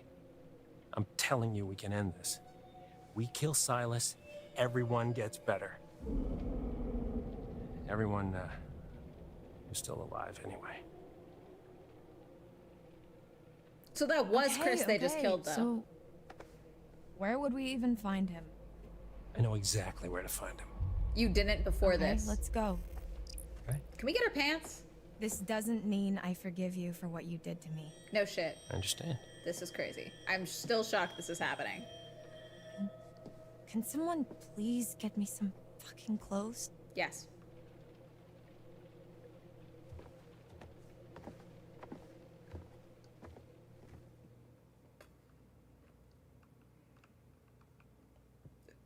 You had your chance. I know. You had your chance I know. to wipe out that wretched family, and you failed. Sorry. Actually, they didn't give me the chance to shoot the cop. Doesn't matter. There's still time. We can still come out on top. Past is the past. Let's just look to the future, I shall don't think we? I grabbed any cards. Oh, I did. Ah. Death. I got a lot of cards. Death takes many forms. It could mean change, transition, Jacob. transformation, often interpreted as a beacon for the hopeful. In your case, it means, well, it just means death. Just means death.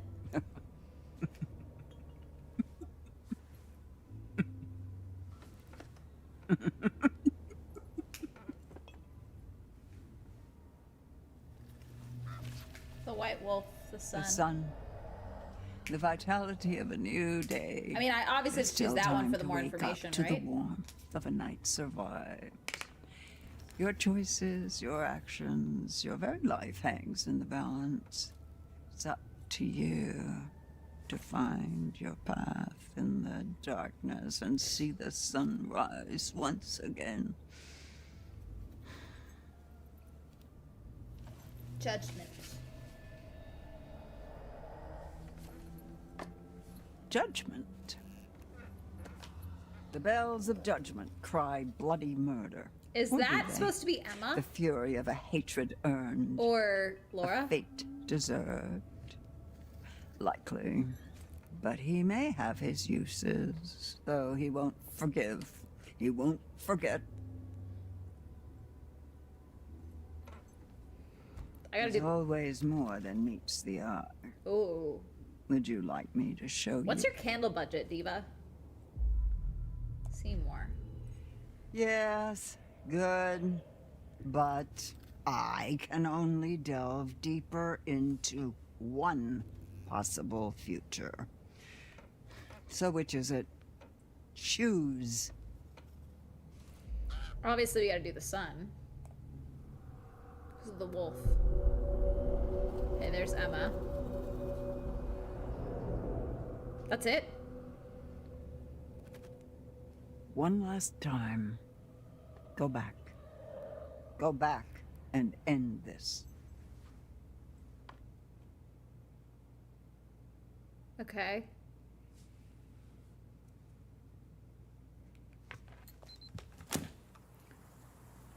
We're back on the island? The final girl.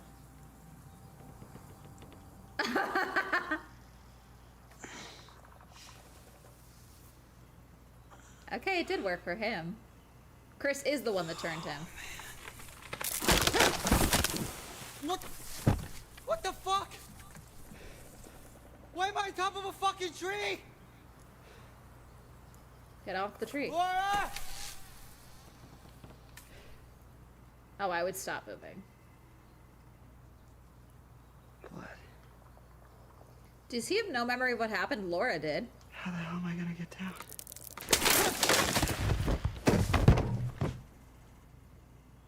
Asked an answer. Does this game hate nipples?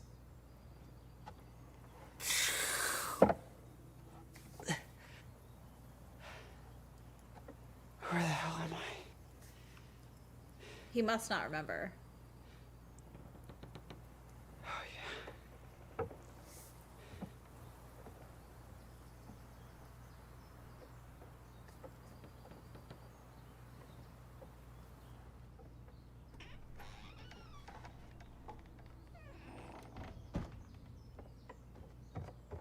Oh, Emma has his clothes, so Where there's the no hell are my clothes. Emma has his clothes.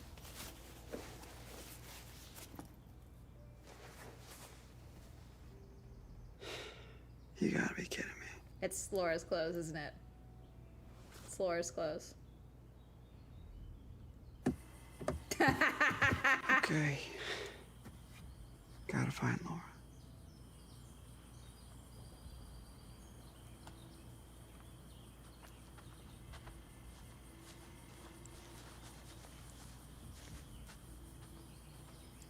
I don't think there's a boat over here.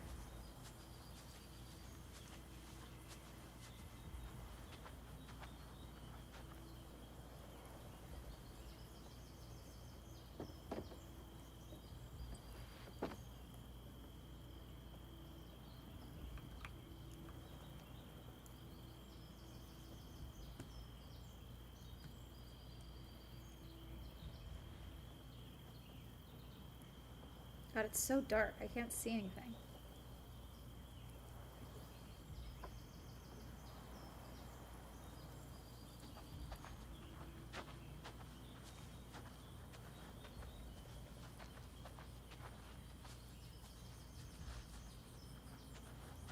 I feel like we should be statistically getting closer to morning by now.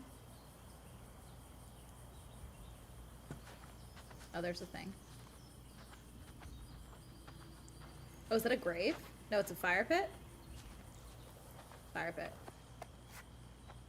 Matches?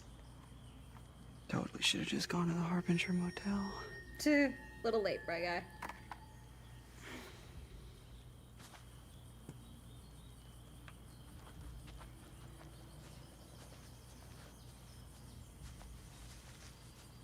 Abby, Nick is still turned. So is Dylan.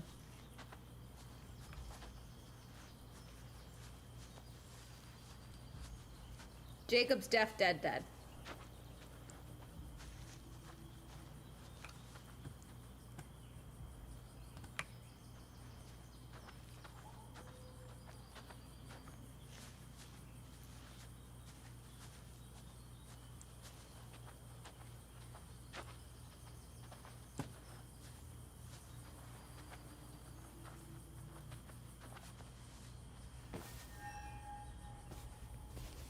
She must have come back. You didn't kill her, so you're good. You're joking.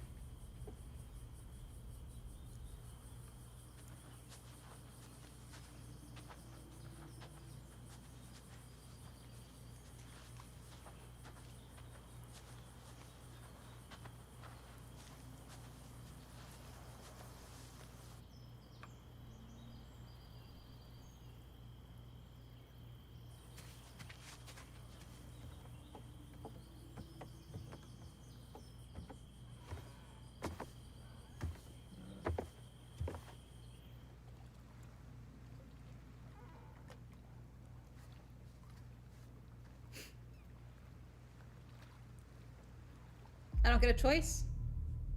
We're gonna die, aren't we?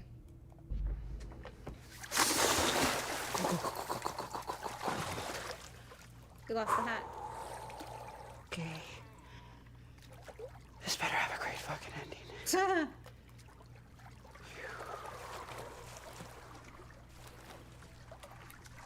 Why are we swimming so fucking quietly? We're so slow.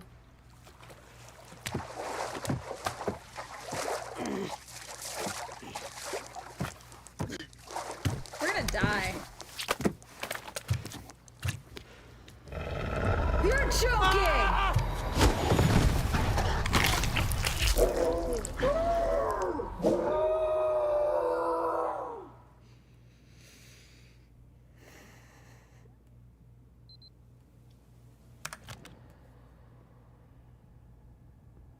He was irritating me. You know what? I don't feel bad about that one. He was pissing me off. They've all been pissing me off. I'm shocked they're not all dead at this point already, you know?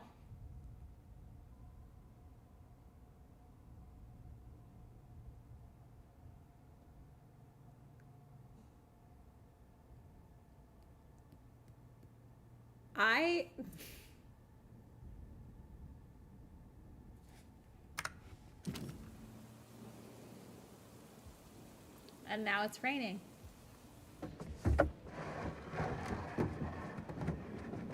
Oh, is she gonna find the others? Okay, nice. Hopefully they realize the campus is closed and try the motel up the road. Okay. Okay, Caitlin. The rain's been off and on all night. These fuckers know you're in here. They're coming back first chance they get. What are you gonna do? Do they know you're in there? What are you gonna do? Okay. I need to get to a vantage point. Wait. These two, they definitely, so they didn't kill the werewolf that they smushed with the car before Dylan turned, because it wasn't Silver. So, okay.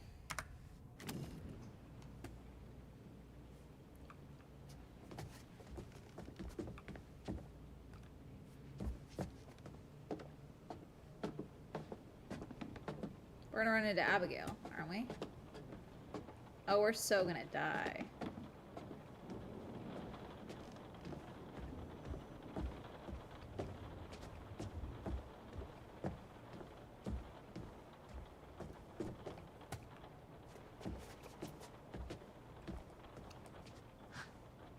How long has this guy been here? Would you not have seen that? You were can't. Prepare for attack. Keep looking. Maybe I should keep looking.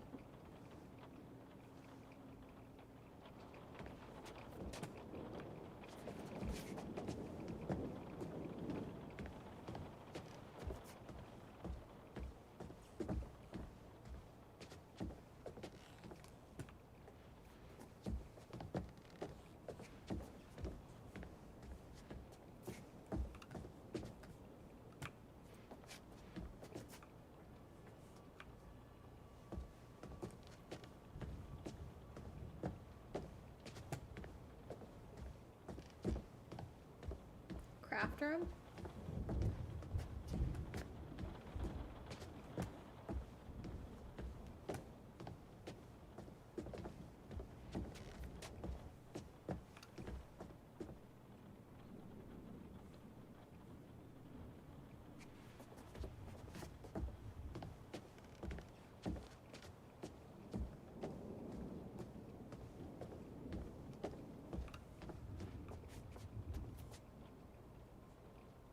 Those upstairs? Those are to the left, are they not?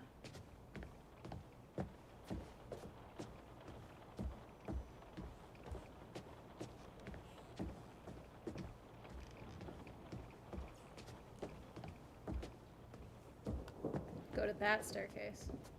I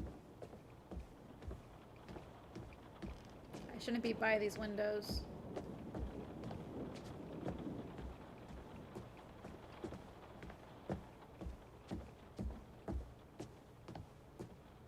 What did they do during camp? Just chain them all up? None of the campers mentioned, like, oh, hey. Yeah, it's weird that Mr. Hackett disappeared for one night during the summer. That was weird. Oh, a ring. Where have I seen this emblem before?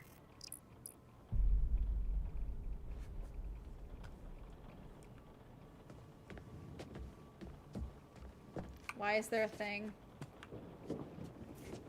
Oh, not a blowhorn. I remember Mr. H's cheesy-ass announcements. Don't do it. Don't do it. Whoa. Don't do that. Busted. Why would you do that?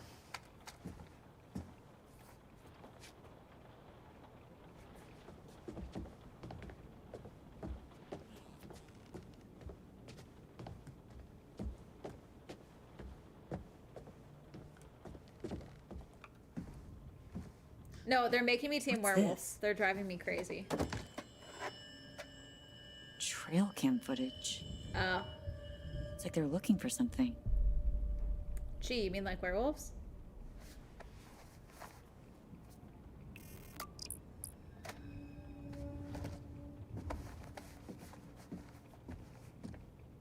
Yeah, sure, let's just have that out and open.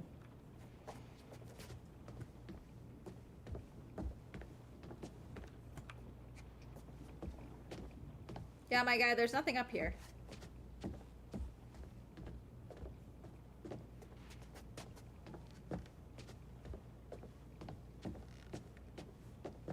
That's not a room, is it?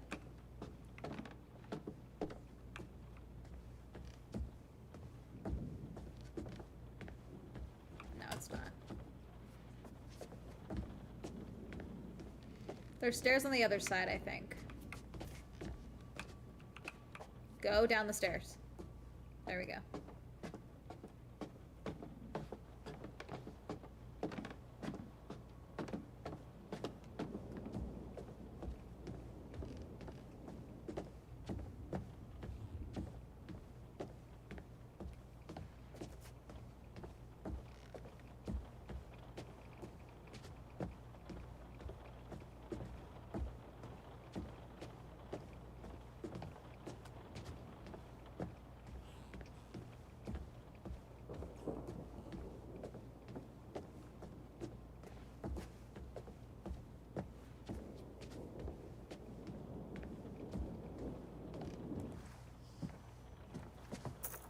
Dog tags?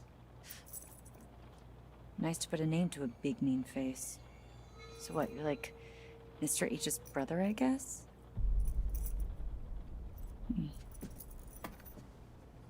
Sure, let's just leave it on the floor.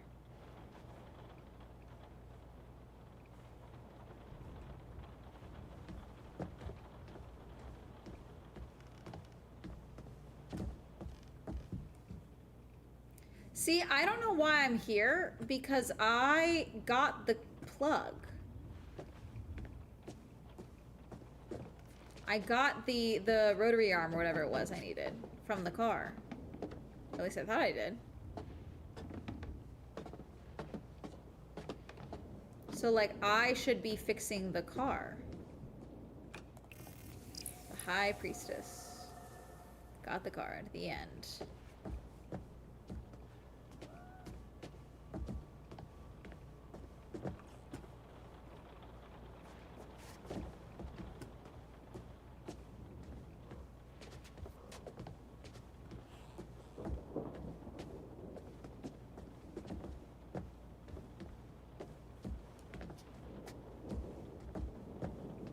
Okay, got that. There must be nothing else in here. I must just be able to go find Abby now.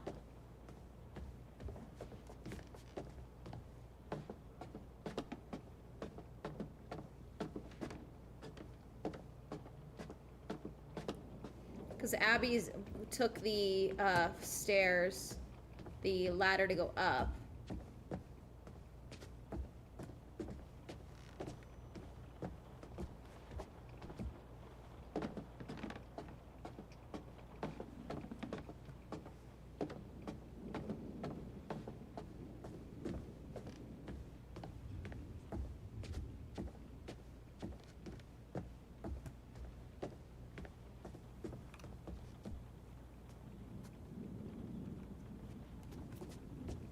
Why is this angle? Where's this gun? What's not okay? Better. Okay. Glad I did that then. Jesus.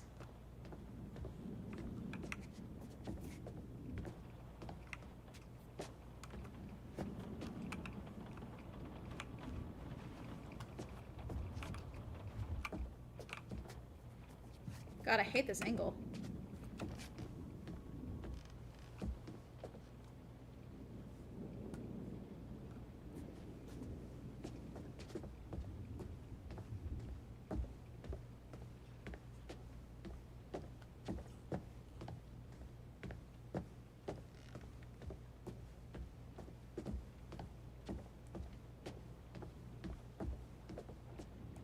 No, can't go in there. Okay.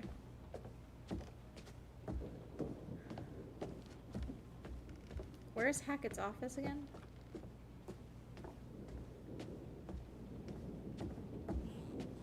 Can I not? No? Okay.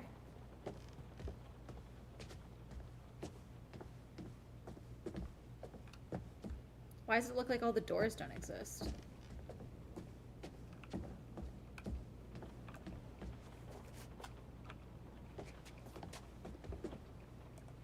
What am I supposed to be doing? Find a vantage point. Oh, okay. I gotta go back to where I was then, upstairs. That's what it is.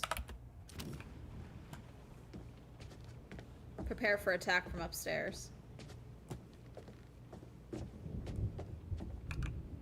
Oh, I blocked those stairs. I forgot I did that.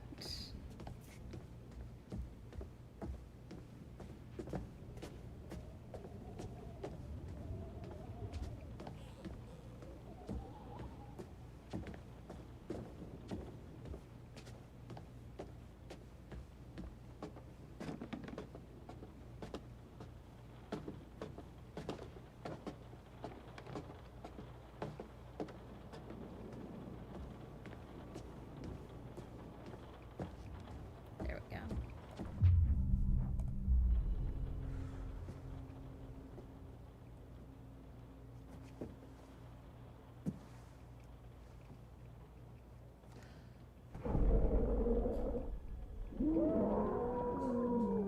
Why would they come there, though? I don't understand.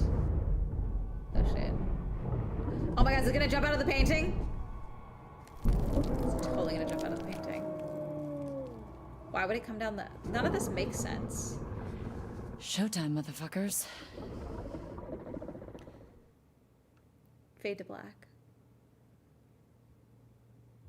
What is going on out there? Should we go find the others? No. I'm gonna use the bathroom real fast. I'll be back.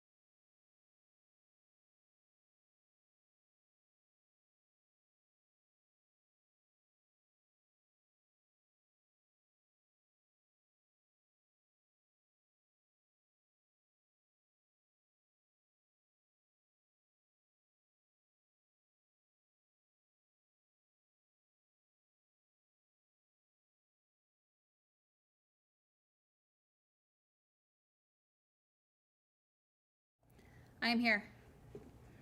Okay. I also got a snack. Ugh.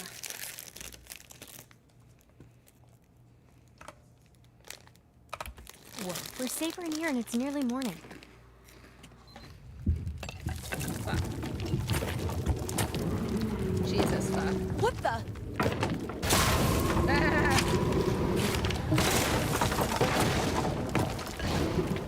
Girl. The fuck? We're too calm about this. I'm ready. I'm ready for the tick time event.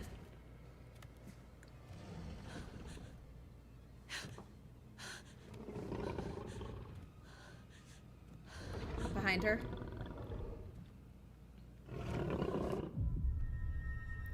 Run? No, wait. It's gonna get her.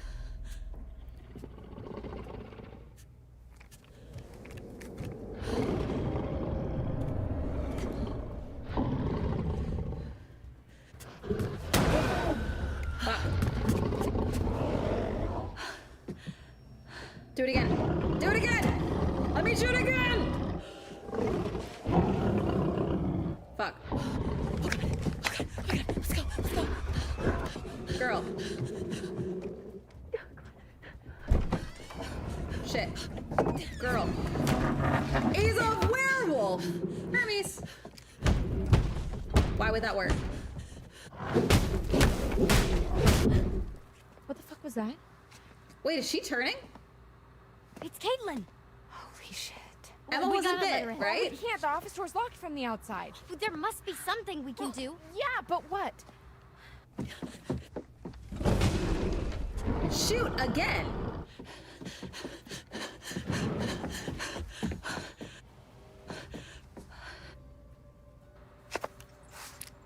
Silver shells. Oh, she doesn't have them. If we can time it right, we can give them to her. She passes. If she passes. Jesus. Beam. Beam.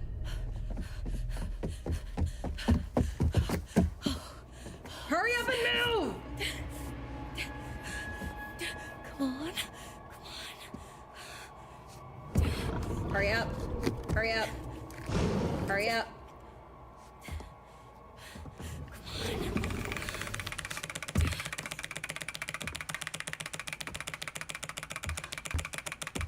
Oh shit. Fuck. Fuck. Fuck. Ah, get fucked.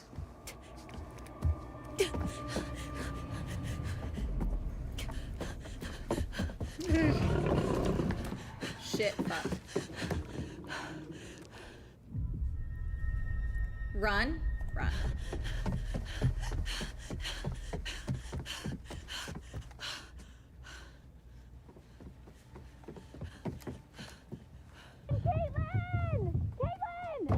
Over here, Caitlin!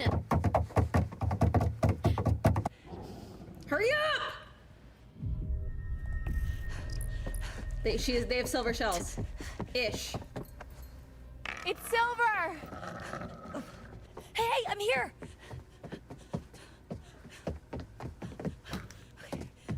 Use it. Load the gun!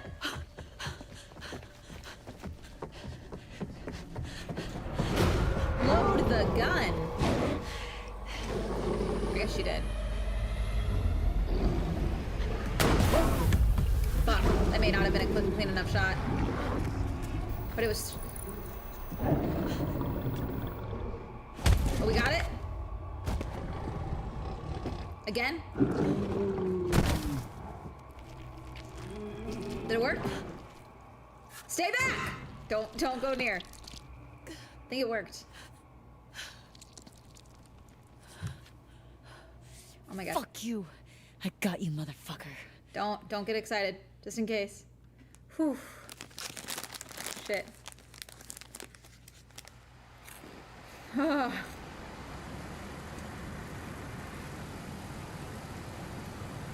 What doesn't kill you? The worst blunt rotation.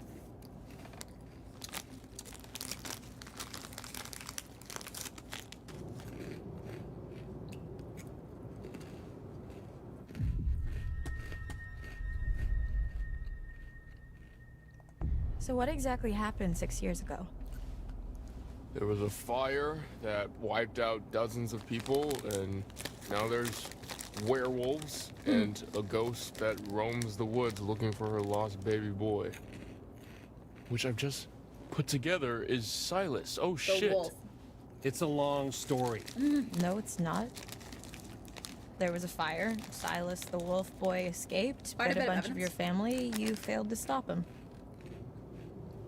Burn. What happened in the past doesn't matter right now. It kind of does, actually. We need to know what we're up against, at least. What we're up against is a feral boy turned werewolf who for the last 6 years has avoided being found. No matter what we did. Every full moon we were out there looking. Every single one. Now the son of a bitch is finally here. So what we're up against is my only chance to end this thing for good. So how do you even know where he is? How the hell are we gonna find him just driving down shit. the middle of the road? Like that. Fuck. I fucked up. I fucked up. I fucked up. I fucked up. I fucked up. Laura. Wake up! It's on the roof. Where's the gun? Forget that. Get out! Why would that work? Grab the gun. Grab the gun. Find the gun. Brian, wake up! Yes!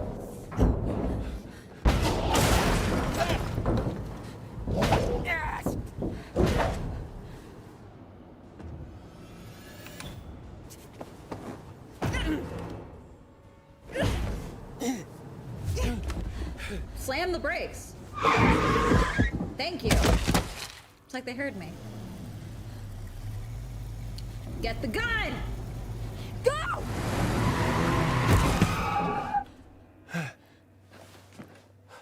Keep driving! Where did he go? He can't have just Don't piss me disappeared. off. Don't piss me off. Keep driving. He's gotta be nearby. Keep driving. Why would you stop? Let's look around. Are you crazy?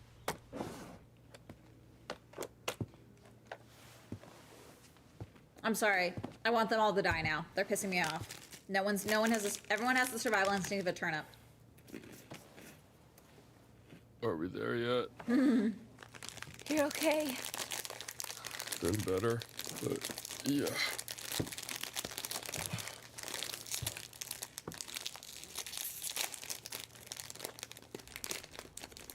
This is so fucking dumb.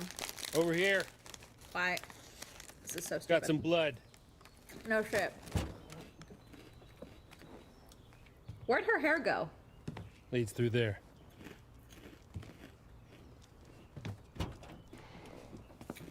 What the hell happened back here?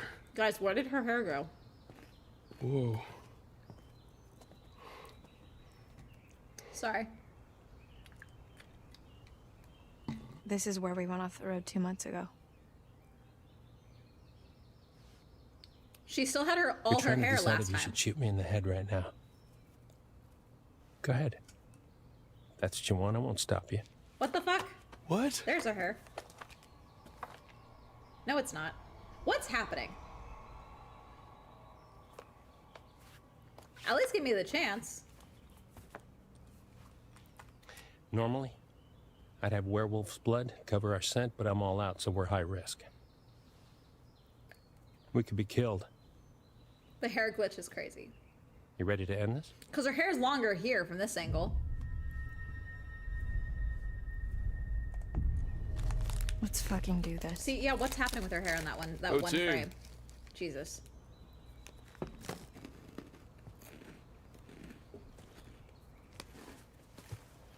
What is happening here?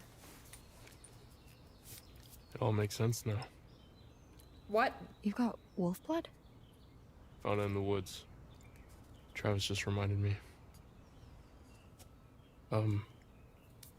You should take it. Don't be dumb. Both of There's you. not enough for the both of us. No, I can't do that. It's yours.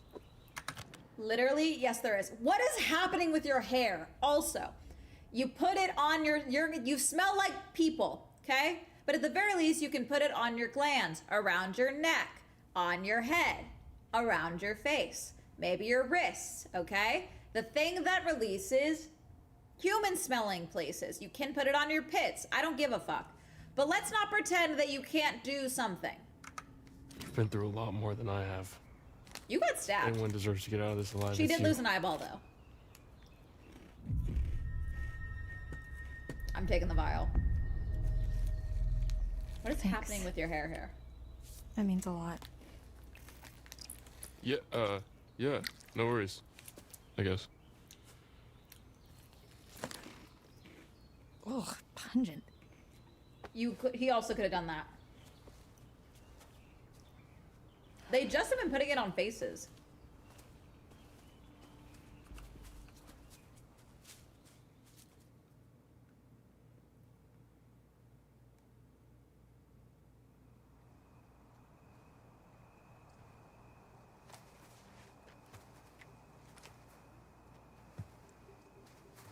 God damn, this place has got some uncool vibes. Podcast didn't do it justice. Jesus fuck. Half of it. This is where I saw her. Her? I thought Max hit her, but then I was out here and she was something else. Who? The old woman, she was saying something over and over again. It grew back. Oh my god, she was saying Silas. No, that's impossible. Who you're talking about? I saw her too. In the run tunnels. It's Eliza Vorez. Silas's mother. I think.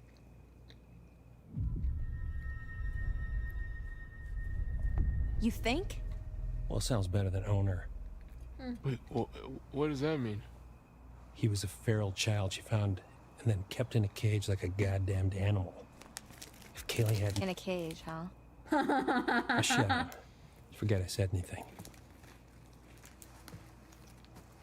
Really? You're still hiding stuff now? You blew half the head off my niece, Kaylee Hackett. One of the kindest, gentlest souls to ever walk this earth. You kept her in a cage. All she wanted to do was help that little boy. Locked in a cage by that freak show witch. What does she do? Just wanted to help him. Travis. She convinced Caleb to start a fire. It was just a distraction. Some hay bales. Give him enough time to get Silas out of his cage and give him his freedom. That's not what happened. No. Because within minutes, everybody was dead. You ever see hay burn? Liza, whole crew. Kaylee managed to get Silas to freedom. But Caleb got bit in the process.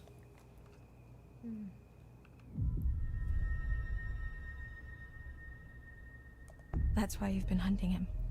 Silas, I mean. Every full moon for 6 fucking years. Then why do a summer camp? Some hunter you are. Is that movement behind us? What is happening with her hair? This is all that's left. Jesus Christ. Man. Any sign? Negative. Damn, I never saw any of this. I didn't even know this was here.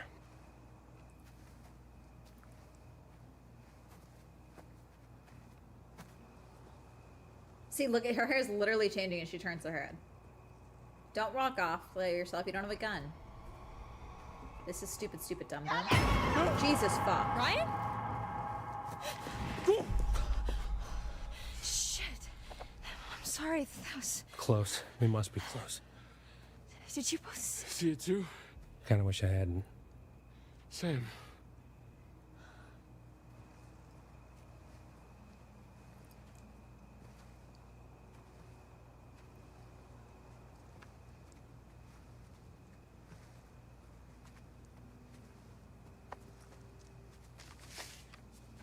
What is it? Silas, the dog boy. That must be it. Careful. Attack! No.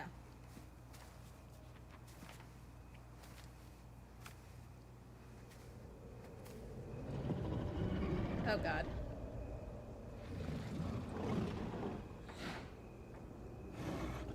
I thought he had the gun. When did she get the gun? Oh, he went back to his cage! Fucking Jesus Christ. My god. He went back to his cage.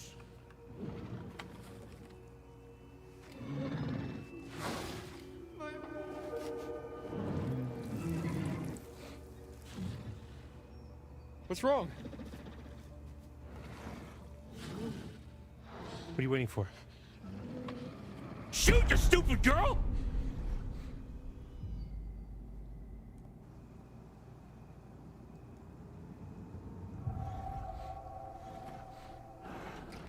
Are you sure about this?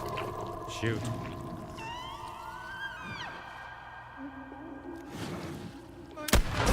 Sorry. We're gonna get hunted by the witch.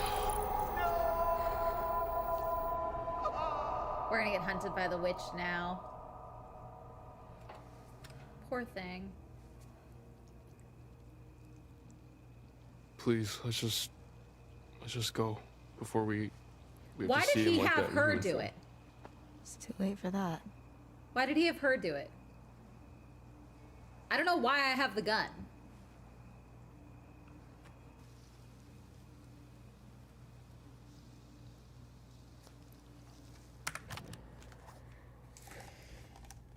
I'm streaming. What's up? Okay, cool. I will talk to you after. Okay, bye. Bye.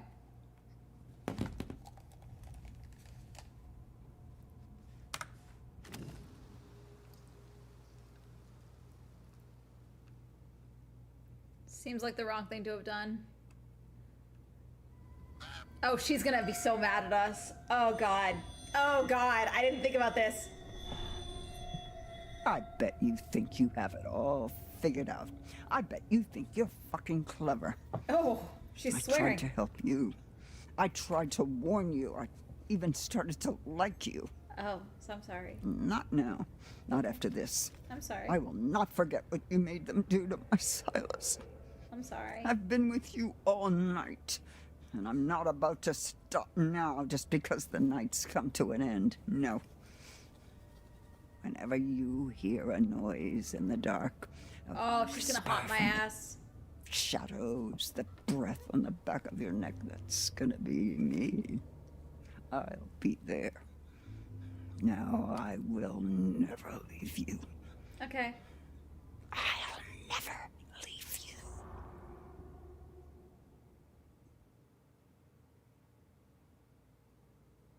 Okay. Was that it?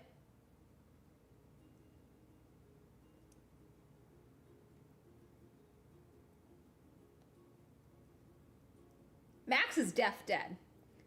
Where's Dylan? I feel like we haven't seen Dylan. The hag is a ghost, definitely. The hag died in the fire.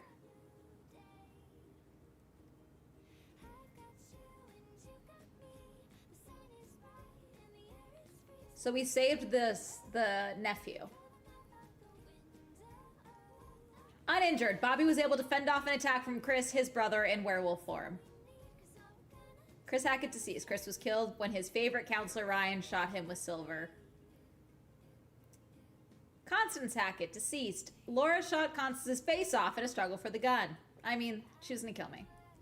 Jedediah Hackett deceased. Jedediah was choked to death by a vengeful Laura. Worth it. Jacob deceased. Jacob was killed by werewolf Nick after Ryan eventually abandoned him in Hackett's basement. Sorry. Kaylee Hackett deceased. Chris Hackett's daughter was shot and killed by Laura, who mistook her for werewolf Chris. Alive! Dylan survived the night and was freed of the werewolf curse when Laura killed Silas. Huzzah. Nick survived the night, and when Laura killed Silas, Nick's werewolf curse was lifted. Max died. Max swam back to the mainland and where a hungry Caleb was waiting for him. Abigail alive. Abigail made it to safety of Chris Hackett's surveillance room, so she never returned. Emma alive. Emma survived the night in the safety of Chris Hackett's surveillance room. Caitlin survived the night by killing Caleb, surviving all those infected by his lineage. Oh, he did die. Caitlin shot Caleb dead using the silver shells past her. Oh, yeah, so Caleb's dead. I don't know which one I thought saw it. Travis survived the encounter with Silas and finally saw an end to the curse that had haunted his family for 6 years. Ryan was cured of the werewolf infection when he shot Chris and managed to survive the showdown with the White Wolf. What is happening with Laura's hair? Laura killed Silas with silver shell, curing every infected person who survived the night. Silas dead. Laura killed Silas, the dog boy, in his nest. The curse of Hackett's Quarry is broken. Oh.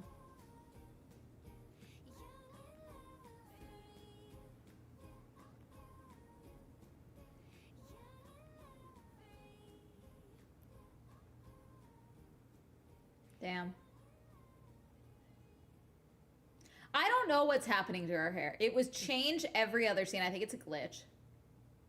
Bodies recovered in summer camp murder mystery. Ah. What do you make that, Anton? The podcast. Bad journalism? Murder mystery? Isn't that just an unsolved murder? Yep. Yes, I suppose that is what most journalists would say. But perhaps the journalists of North Kill share my supernatural suspicions.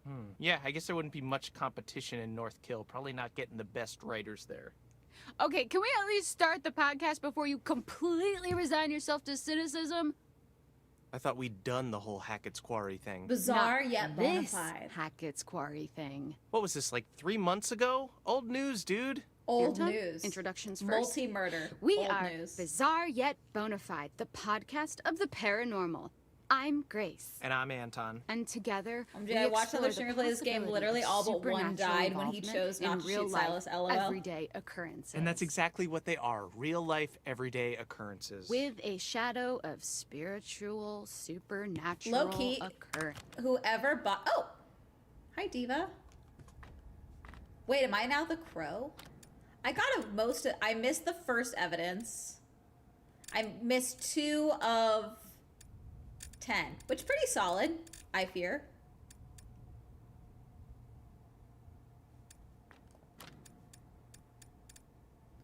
And then 2 of the Freak Show Fire. Quite a bit of Hackett's history I missed. Most of camp history I missed. Alas.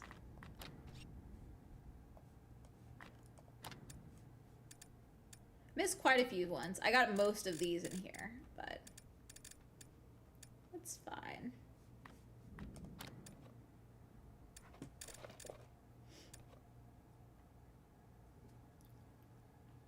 Depending on how you look at it, and when you're losing blood, your vision can be blurry. Wait, how do I view your path? Worsening the bleed.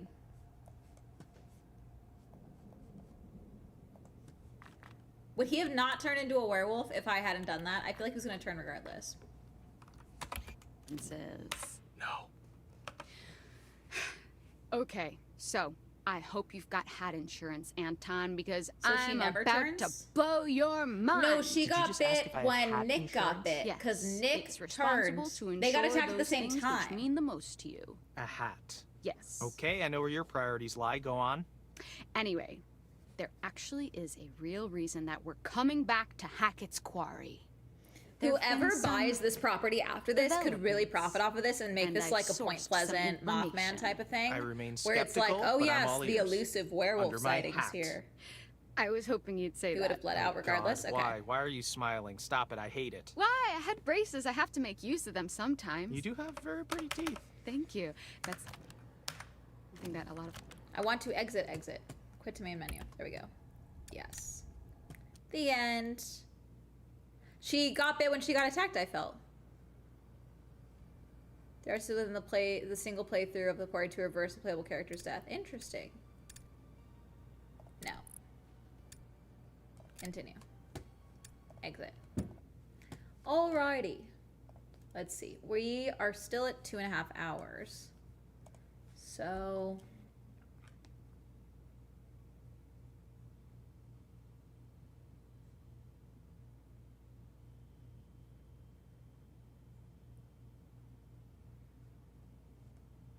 Oh, interesting. YouTube offers creators millions to not work with Netflix. I'm revamping my podcast. I have plans.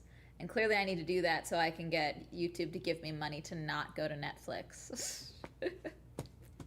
Susan doesn't what she did, so people on Reddit say it was probably Kaylee since she never turns. Gotcha. W playthrough. W. Just chatting. Oh.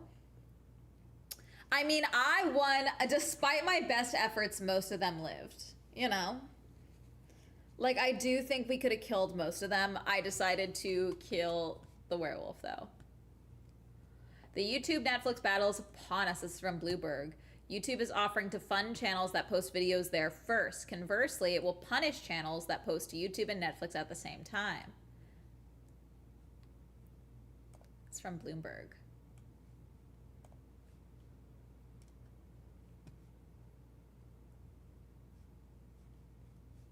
YouTube treating it like it's a theater release is very funny to me.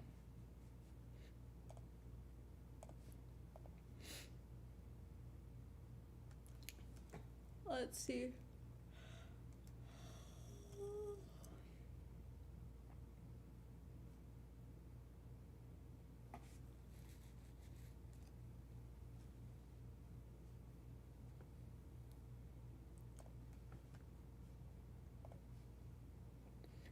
Have their own shows on Netflix now. Yeah, so what happened, what's been happening, chat, is rather than doing talk shows, Netflix is doing podcasts. So creators that were posting their podcast to YouTube, they are now podcasts on Netflix. They're doing podcasts because they don't have to do normal union fees for like a talk show. So that's why they're doing a big podcast push. It's a way to circumvent union dues and such. Hang on, I'm trying to fix, there we go. Cheaper production too. No, because some of them, they're funding a lot of these productions and they're very serious productions. But yeah, there's no live studio audience or anything like that.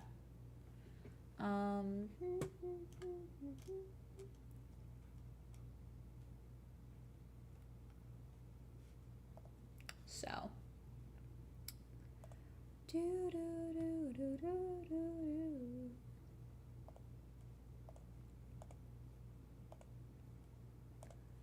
Anyways, but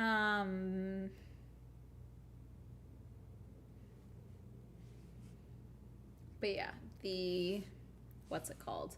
Sorry, I'm trying to change things as I'm talking to y'all on the YouTube channel.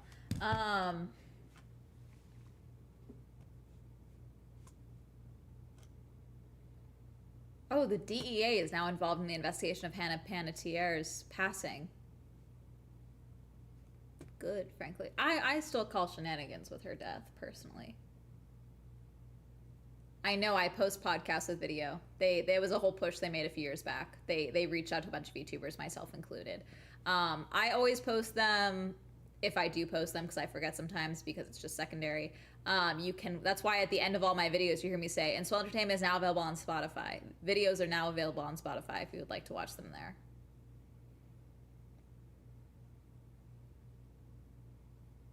No, they have videos on Spotify. They've been doing that since like 2022, 23, I think.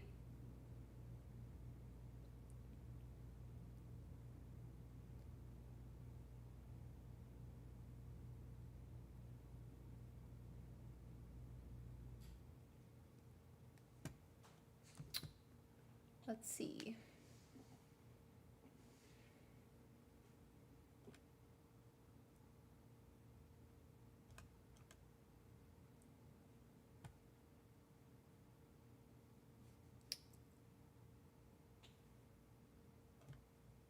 Let me see.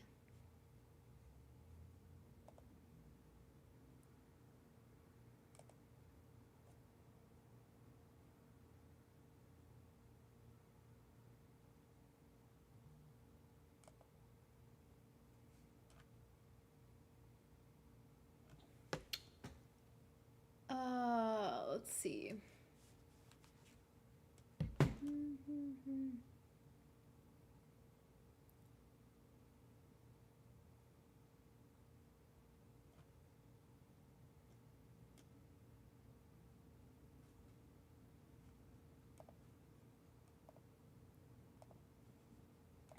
NT-Way. I think you have to pay for it? For what? For video? Maybe. I don't know.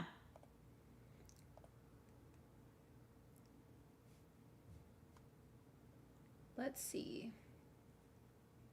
Guys, do you want a voice reveal of Wilderness Whispers, evidently?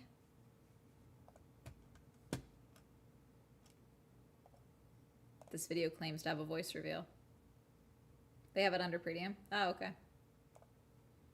That might have changed recently then, because before I don't think it was under premium.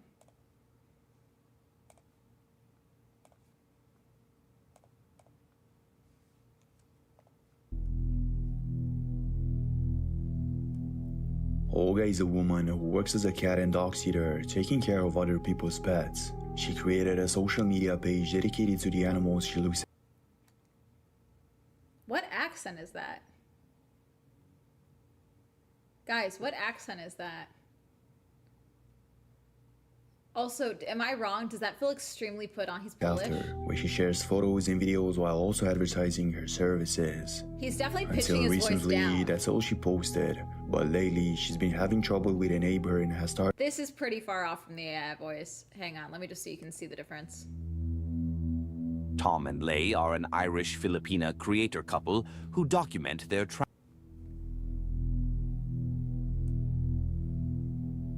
Olga is a woman who works as a cat and dog sitter, taking care of other people's pets. She created a social media page dedicated to the animals she looks after, where she shares photos and videos while also advertising her services. He's definitely talking like this. Like, I could also, you know, talk at this cadence, in this voice, to sound more serious. I'm sorry, let me do a different one.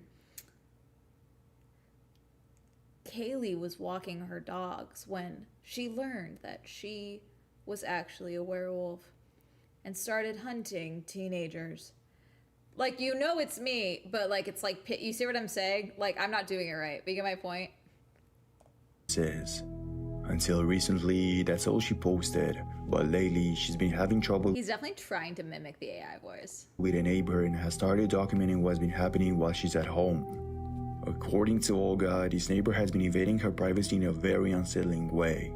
She constantly watches her, shouts at her, leans over the fence to see what she's doing, and stands on her balcony with her eyes fixed on everything Olga does in her backyard. I think we watched Despite all of this, Olga felt there wasn't much she could do, so she tried convincing herself that it would eventually stop and not get any worse. Did he that changed one night when the neighbor's behavior became even creepier than before.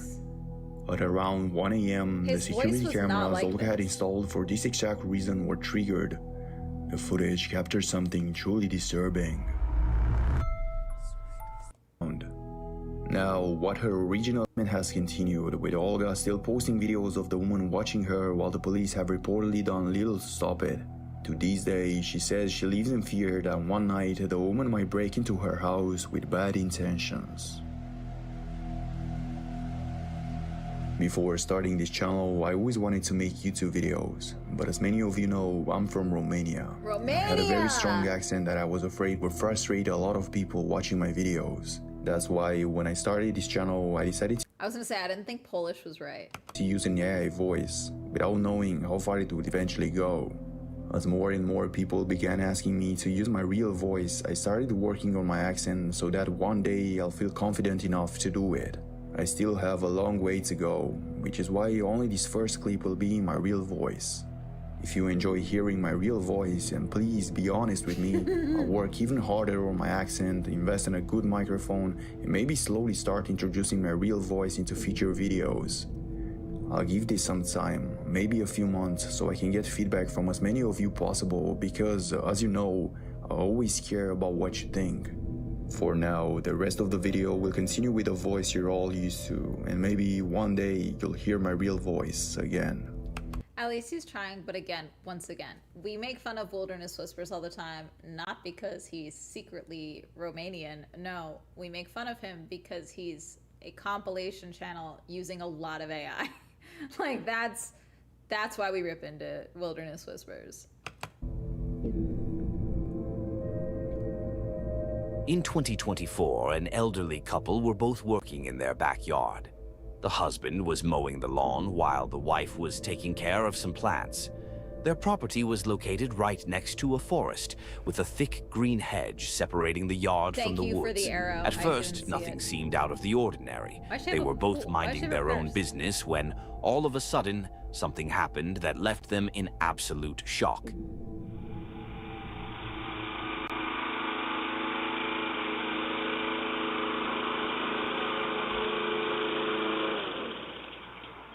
Holy shit!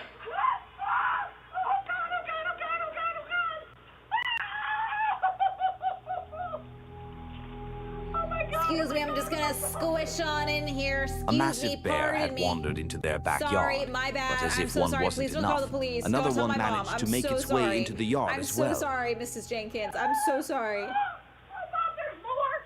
There's more?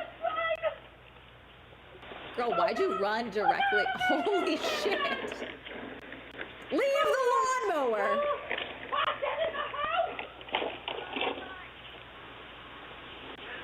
The sense of... I'm sorry, I can't stand people with no sense of urgency when there is a potential situation here. Like, I get remaining calm, but you're pissing me off. Get inside! Oh my god! Holy! Oh my god! Oh my god! Oh my god! There could be more. What are we doing? The woman screamed in fear and ran straight into the grill. Sorry, I meant into the house. Meanwhile, the man didn't have much of a reaction at first. He casually pushed the lawnmower to the side, but when he noticed the second bear looking directly at him, he finally realized it might attack if he stayed outside any longer. He paid So good he money for quickly that mower. He retreated into can't the use house it. as well. It's Can't funny lose how, when he first saw the bear, he seemed more concerned about the lawnmower than the fact that two massive bears had just wandered into their backyard. Honestly, though, there's a good reason for that, because when you see the next video, you'll understand that those can sometimes be even more dangerous than a bear. In 2018, it was a beautiful day, and one man looked out at his front yard and decided the grass needed a bit of work. He grabbed his lawnmower and got to work, cutting the grass when, all of a sudden, something happened that caught both him and me completely by surprise.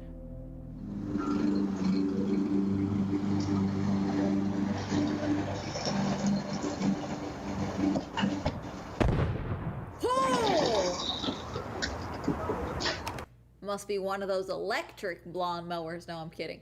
That's a joke about electric cars catching fire. Sorry. What the fuck? That was shockingly controlled for an explosion. Like, that thing blew and caught air, but like, it looks like there wasn't much blowback on him. It mostly went up. That's crazy. Can we get a slow-mo? Now, rewatching the previous video makes the man's reaction a lot more understandable. Sorry? At least you can see a bear coming, but with this, there was no way he could have seen that explosion coming. That was fairly actually contained. a huge explosion, much bigger than I ever thought a lawnmower was capable of causing. Fortunately, he was okay and managed And this is why we wear a shirt when we're doing lawn activities, chat. to keep all of his fingers. But I'm not Seen going to Crocs? lie, I'd never seen anything like that happen before. Did it suck up a rock, maybe? In 2023, a new subdivision was built in Florida, and many people bought homes there, happy to have found what seemed like a safe neighborhood where they could enjoy a peaceful life. But that quickly changed when multiple residents began noticing someone watching them through their windows at night. Every time they went outside to check, though, no one was there. The neighbors eventually created a group chat to talk about what was happening, but no one managed to get a good look at the man's face. That changed when one family set up a hidden security camera, which captured the creepy man peeping through their window on multiple occasions. Then one night, a police officer spotted him but couldn't catch him in time, and that was also caught on camera. It's a gator or a man. Ah, we've seen this one, I think. That or all these Peeping Tom videos look the same. Loud as fuck, too. I'm beating the shit out of you, by the way, if I find you doing this.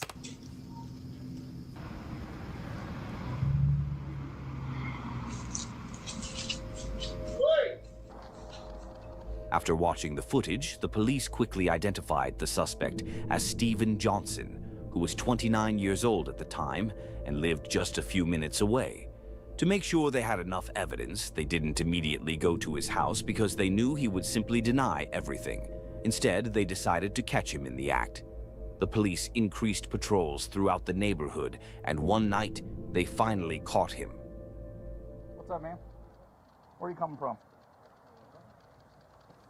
Where do you stay? Stop, right now. Where are you? Stop. Don't run. That was stupid. Central. I got adult man running. Adult man, not a dog man. Stop right now. Yeah, keep yelling at him. It's really gonna work.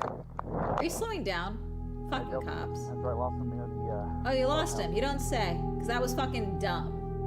The 29-year-old took off running, and the police chased him toward a swampy area where they eventually lost sight of him. Knowing he was still somewhere nearby, the officers launched a drone equipped with a thermal camera, which detected his heat signature and allowed them to find him. helmet or something right there. See it? Person laying down. Get up! Get up now! Shoes. Get up now! Show me your hands. Right now. Get out. Let's go.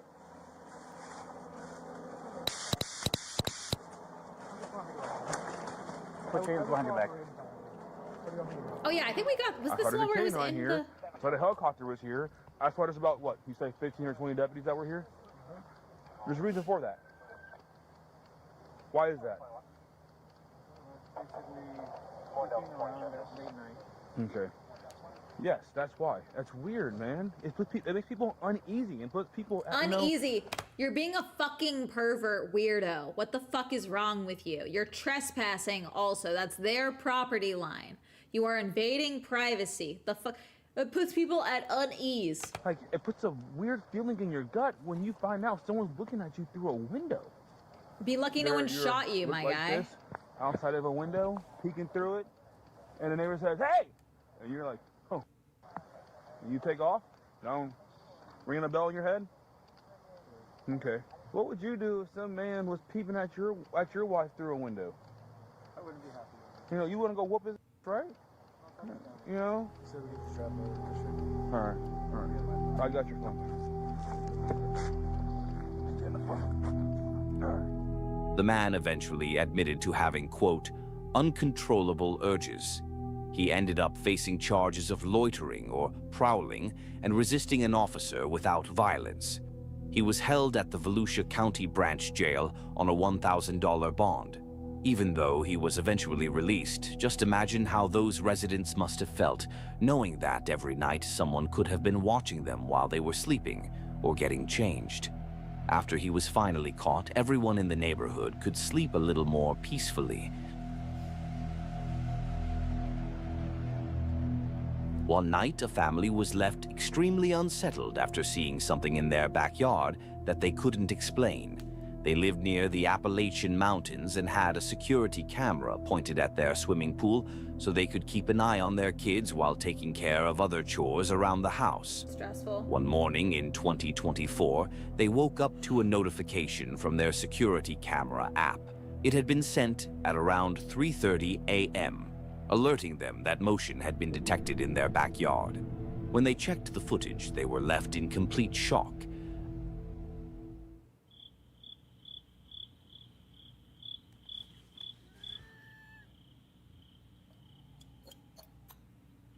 What the fuck are they doing?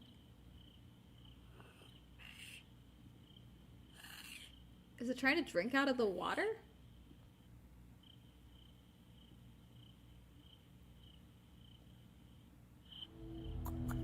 That's definitely a human fucking with someone.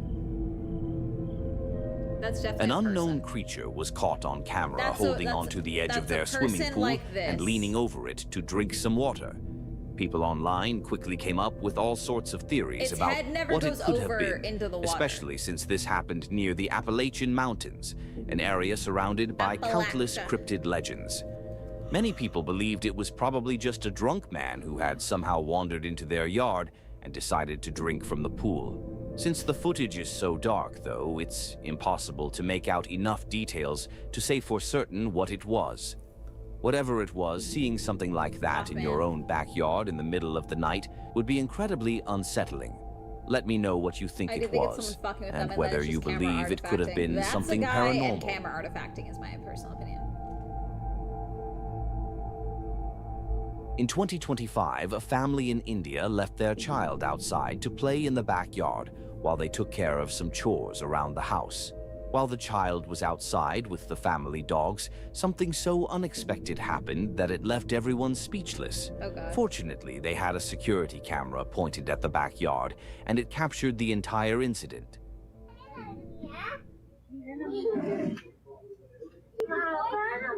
Big cat.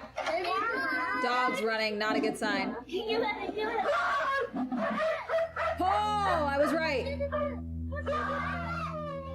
Both dogs probably sensed that the leopard was nearby, but weren't completely sure what they were feeling. This Then the little black dog is dog like, spotted "The it fuck?" sneaking up That behind the puppy is child like, "Get the and let fuck?" out a loud, frightened bark that immediately revealed the leopard's presence. Holy Once shit. it realized it had been spotted, That's a the cartoon leopard U-turn. quickly changed its mind, likely unsure of what other threats might be nearby now that its position had been exposed.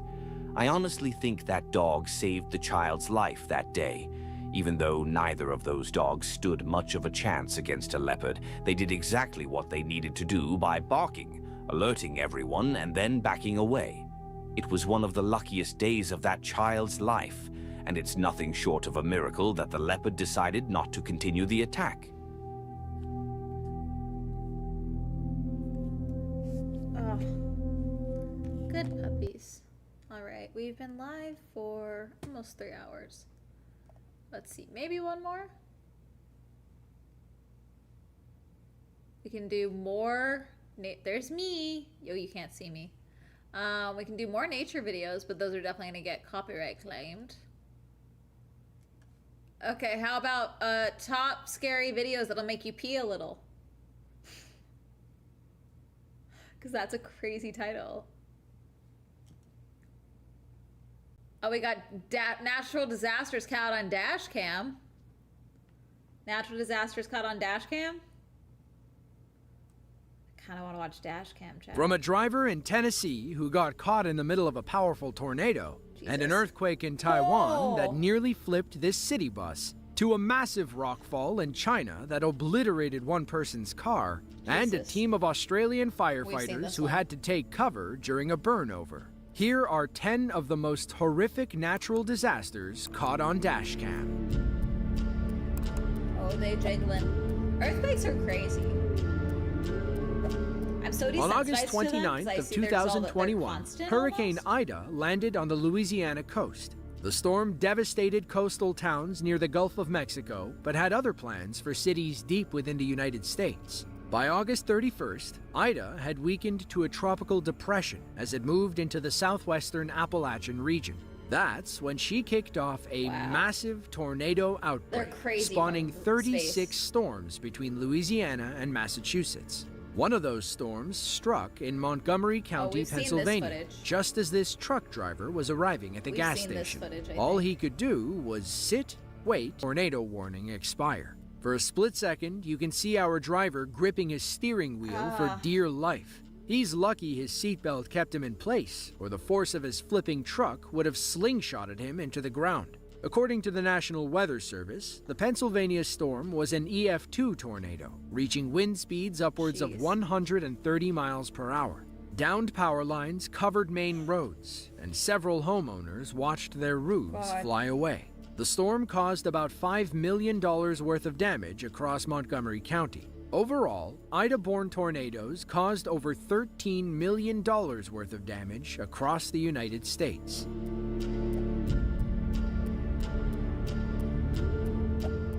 Yanjin County, China is a mountainous community in Yunnan province. It's home to nearly 500,000 people, many of whom live in the world's narrowest city. We are, of course, referring to the county seat of Yanjing City, built along the banks of the Nanxi River.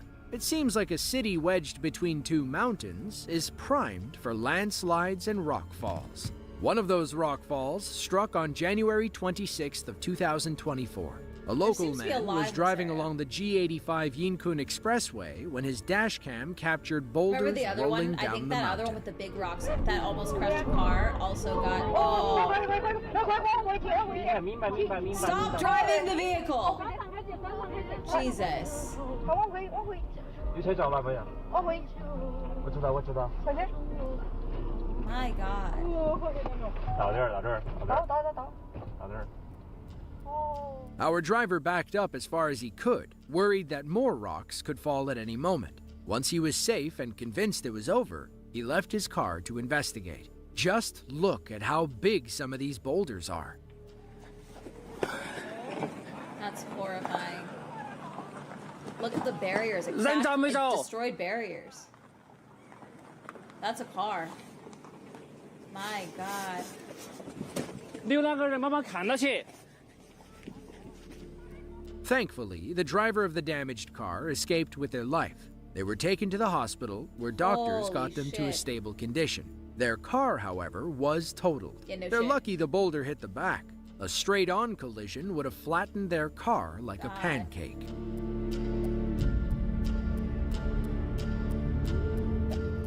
Pompano Beach, Florida is a small city between Boca Raton and Fort Lauderdale. Like any other Florida city, they experience random periods of intense rainfall. It'll happen out of nowhere and then be over in a flash. For most people, it's a part of daily Floridian life. Can I be so for real? That also is I think that's one of the worst ways to go out, like to die. Have you ever seen those ones where it's like the man's last words were, "What are you gonna do? Shoot me?" And then he died of a gunshot wound.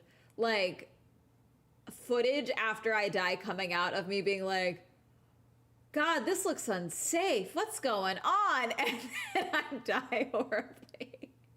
Like that's what I don't want. Like going down guns blazing, kicking and screaming, I'm cool with that. But me being on camera or on recording, saying something a little stupid and then dying from the thing, that would be annoying.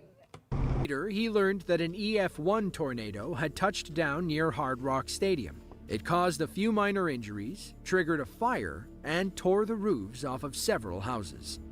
Tornadoes are still common. In the United States, we have devastating forest fires. In Australia, they have catastrophic brush fires. Between November 25th and December 2nd of 2015, a massive fire moved across South Australia. It burned over 200,000 acres and caused over $170 million in damages. The day the fire started, firefighters rushed toward danger to try and head the flames off. But, as we know, fire is unpredictable. It can speed up and change direction at a moment's notice. As firefighters race... We are on Leslie's Road. Clarksville, Tennessee is a major city off Route 24, about 50 miles northwest of Nashville. It's next door to Fort Campbell, home to the 101st Airborne Division. On December 9th of 2023, a tornado touched down on top of Fort Campbell, slightly north of Sabre Airfield. It passed through rural areas outside the city before intensifying to EF3 strength. That's when it crossed Highway 41 and smashed into some local businesses. This driver had no idea he was heading into the eye of the storm until it was too late. 25-year-old Cameron was driving past the Wendy's on Tinytown Road. Ominous clouds loomed overhead, and light rain began falling on his car. Then, out of nowhere, an electric transformer exploded. Ooh. Debris began falling from the sky as 150-mile-per-hour winds battered Cameron's car. Another box exploded in bright blue sparks. Cameron said, "Nope," and turned down a residential street. But that's when all hell broke loose. I feel like this one was Cameron worse. could You're hardly see inside 10 houses. feet ahead as debris smashed his car and cracked his Jesus. windshield. He's lucky he didn't strike any other vehicles as he raced beneath bending power lines. Oh my he God. finally made it out of the danger zone. He drove and never back looked into back. the danger It's too zone. bad the video has no audio, or else we'd have let it play. But I think Why the did he hit footage the more U-turn? than speaks for itself. In the end, our driver was fine. A bit shaken up, surely, but thankfully uninjured. The Clarksville storm lasted over an hour and traced a 48-mile path of destruction. It caused millions of dollars in damages and was one of the worst tornadoes to hit the city since the late 90s. No, he did a U-turn. I literally just saw him do a U-turn. On April 3rd of 2024, a powerful 7.3 magnitude earthquake struck the east coast of Taiwan near Hualien City. The county-level city, home to roughly 100,000 people, was just starting its day when the ground began shaking around 8 a.m. local time. A commuter on their way to work had their dashcam rolling when the earthquake struck the highway overpass. Every car on the road shook like it was on a spring. The bus on our driver's left nearly toppled over.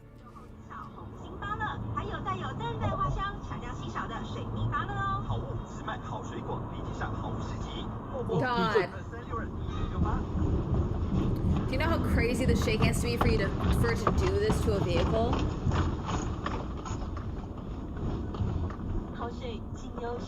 God, I forget how long this earthquake was. Shaking can be so long for some of these bigger ones like this.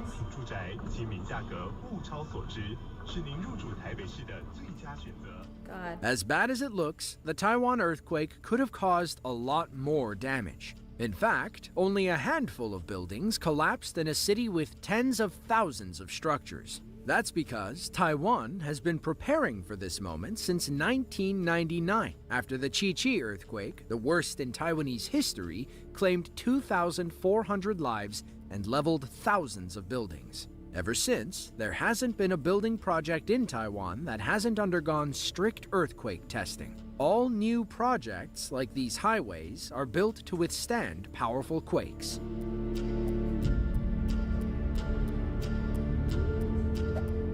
On January 1st of 2024, a 7.5 magnitude earthquake rang in the Japanese New Year. It struck just after 4 p.m. on the Noto Peninsula, a stretch of land off the Ishikawa prefecture. The ground shook for 50 harrowing seconds, but that's not where the destruction ended. The earthquake triggered a tsunami that took many Noto residents by surprise. The Shiromaru district, which faces the bay on Noto's eastern coast, was hit especially hard. Waves washed onto the streets, washing anything away that wasn't bolted down. Dashcam footage from a parked car shows how violent the earthquake was.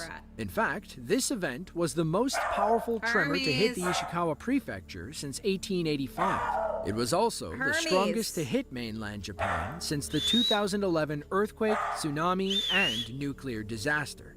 Buildings rock back and forth, and those power lines look like they're on the verge of collapse. On average, earthquakes only last between 10 and 30 seconds, so people around Noto began to worry when this one eclipsed the 40-second mark.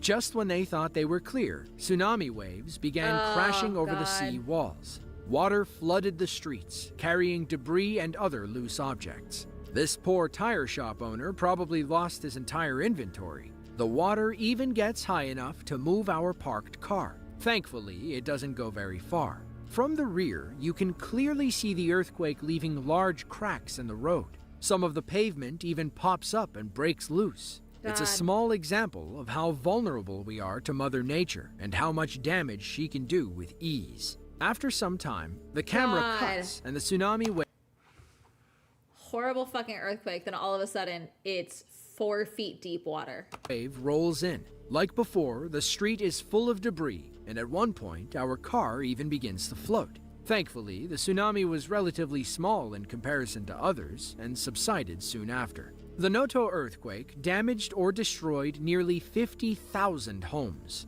Most of them were full of families at home celebrating New Year's Day, which Japan recognizes as a public holiday. According to government estimates, the earthquake will cost Japan over $17 billion in repairs.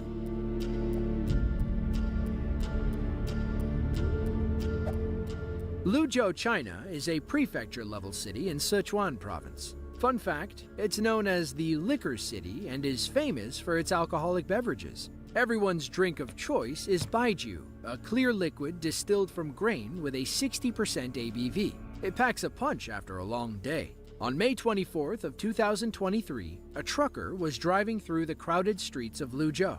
His bed was loaded with dirt, and all he could think about was getting off his shift and enjoying a glass of baijiu.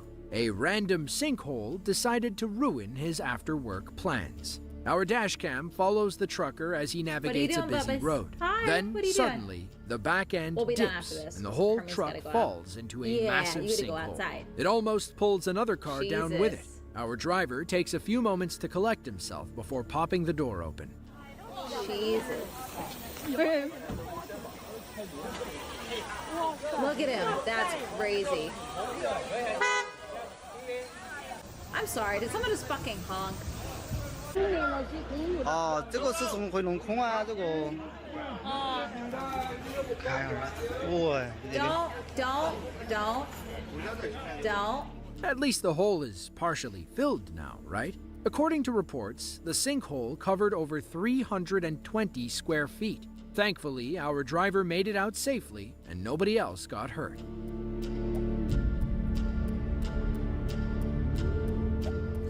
Lopburi, Thailand is a small city about 90 miles northeast of Bangkok.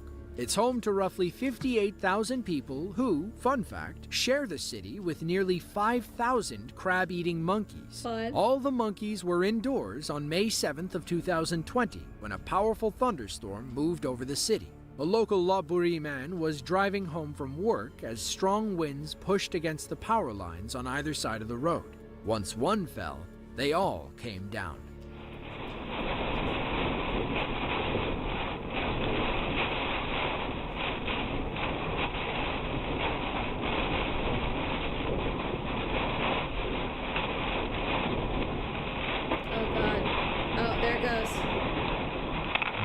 Oh God. Oh God. And those are live wires too.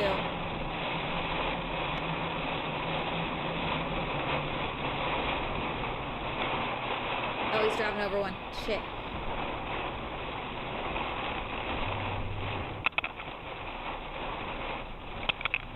Oh God.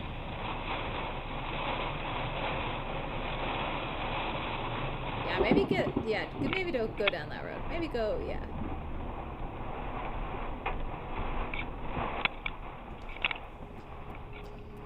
Our driver, Anon C. Phanom, said he was lucky to be alive. A few more feet, and he would have been toast. He did the smart thing and got off the road before the other set fell. According to the CDC, if a power line falls on your car while you're still inside, you should stay put with the engine running. The ground under your vehicle could electrocute you if you step on it while touching the car. However, your car's outer shell will keep you safe if you stay inside. The only reason you should ever Also the exit tires, before I help think, with the arrives rubber. is if your car catches fire. But at that point, you're kind of stuck between a rock and a hard place. If you have to get out, ensure you're not touching the ground and the car simultaneously. It helps if you jump as far away as you can. Just try not to land on the power lines.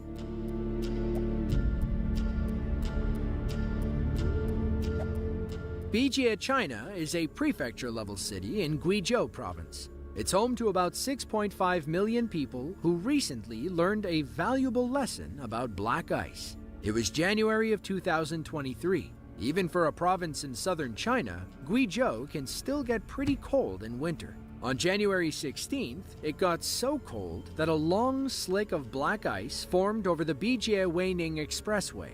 One person lost control and crashed, setting off a chain reaction you have to see to believe. I already hate where this is happening. Oh. It's gonna happen again.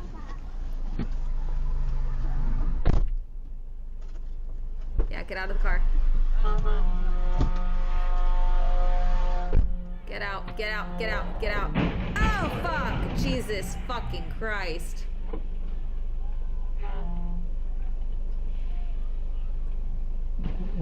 Oh, the baby!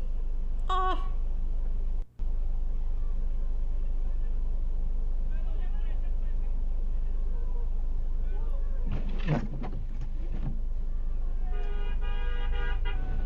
Oh, God! Now you can't tell from our dash cam, but more cars keep adding to the pile. Eventually, the expressway was locked in one of the worst traffic jams we have ever seen. So there's the car. Oh, jeez. Imagine being stuck in the back, wondering why nothing is moving. Luckily, nobody got seriously injured during the pileup. Police eventually cleared the road, and salt trucks came by to remove the ice. By then... Yeah, you get off the road, but you don't want to sit in your car right here because you're just exposed. There's nowhere to go. And if there's a slick, like we just saw, those trucks, half these cars, these people would have been fucked. And with a traffic jam like this, getting medical there would be incredibly difficult. It was too late. Maybe next time they'll salt the roads before everything turns into an ice rink. Jesus. From high-speed pursuits and death-defying pit maneuvers. No. We're done. We're done. You're done. You're done. Okay, let's see, who are we rating? Phoenix? We shall raid Phoenix. I'm gonna raid and run chat so I can go walk the goblin. Have fun, make good choices, have fun with Phoenix. They are playing, he's playing Mario Kart. Bye! Have fun. I'll see you guys tomorrow, most likely. Bye! Make good choices. Bye-bye. Bye.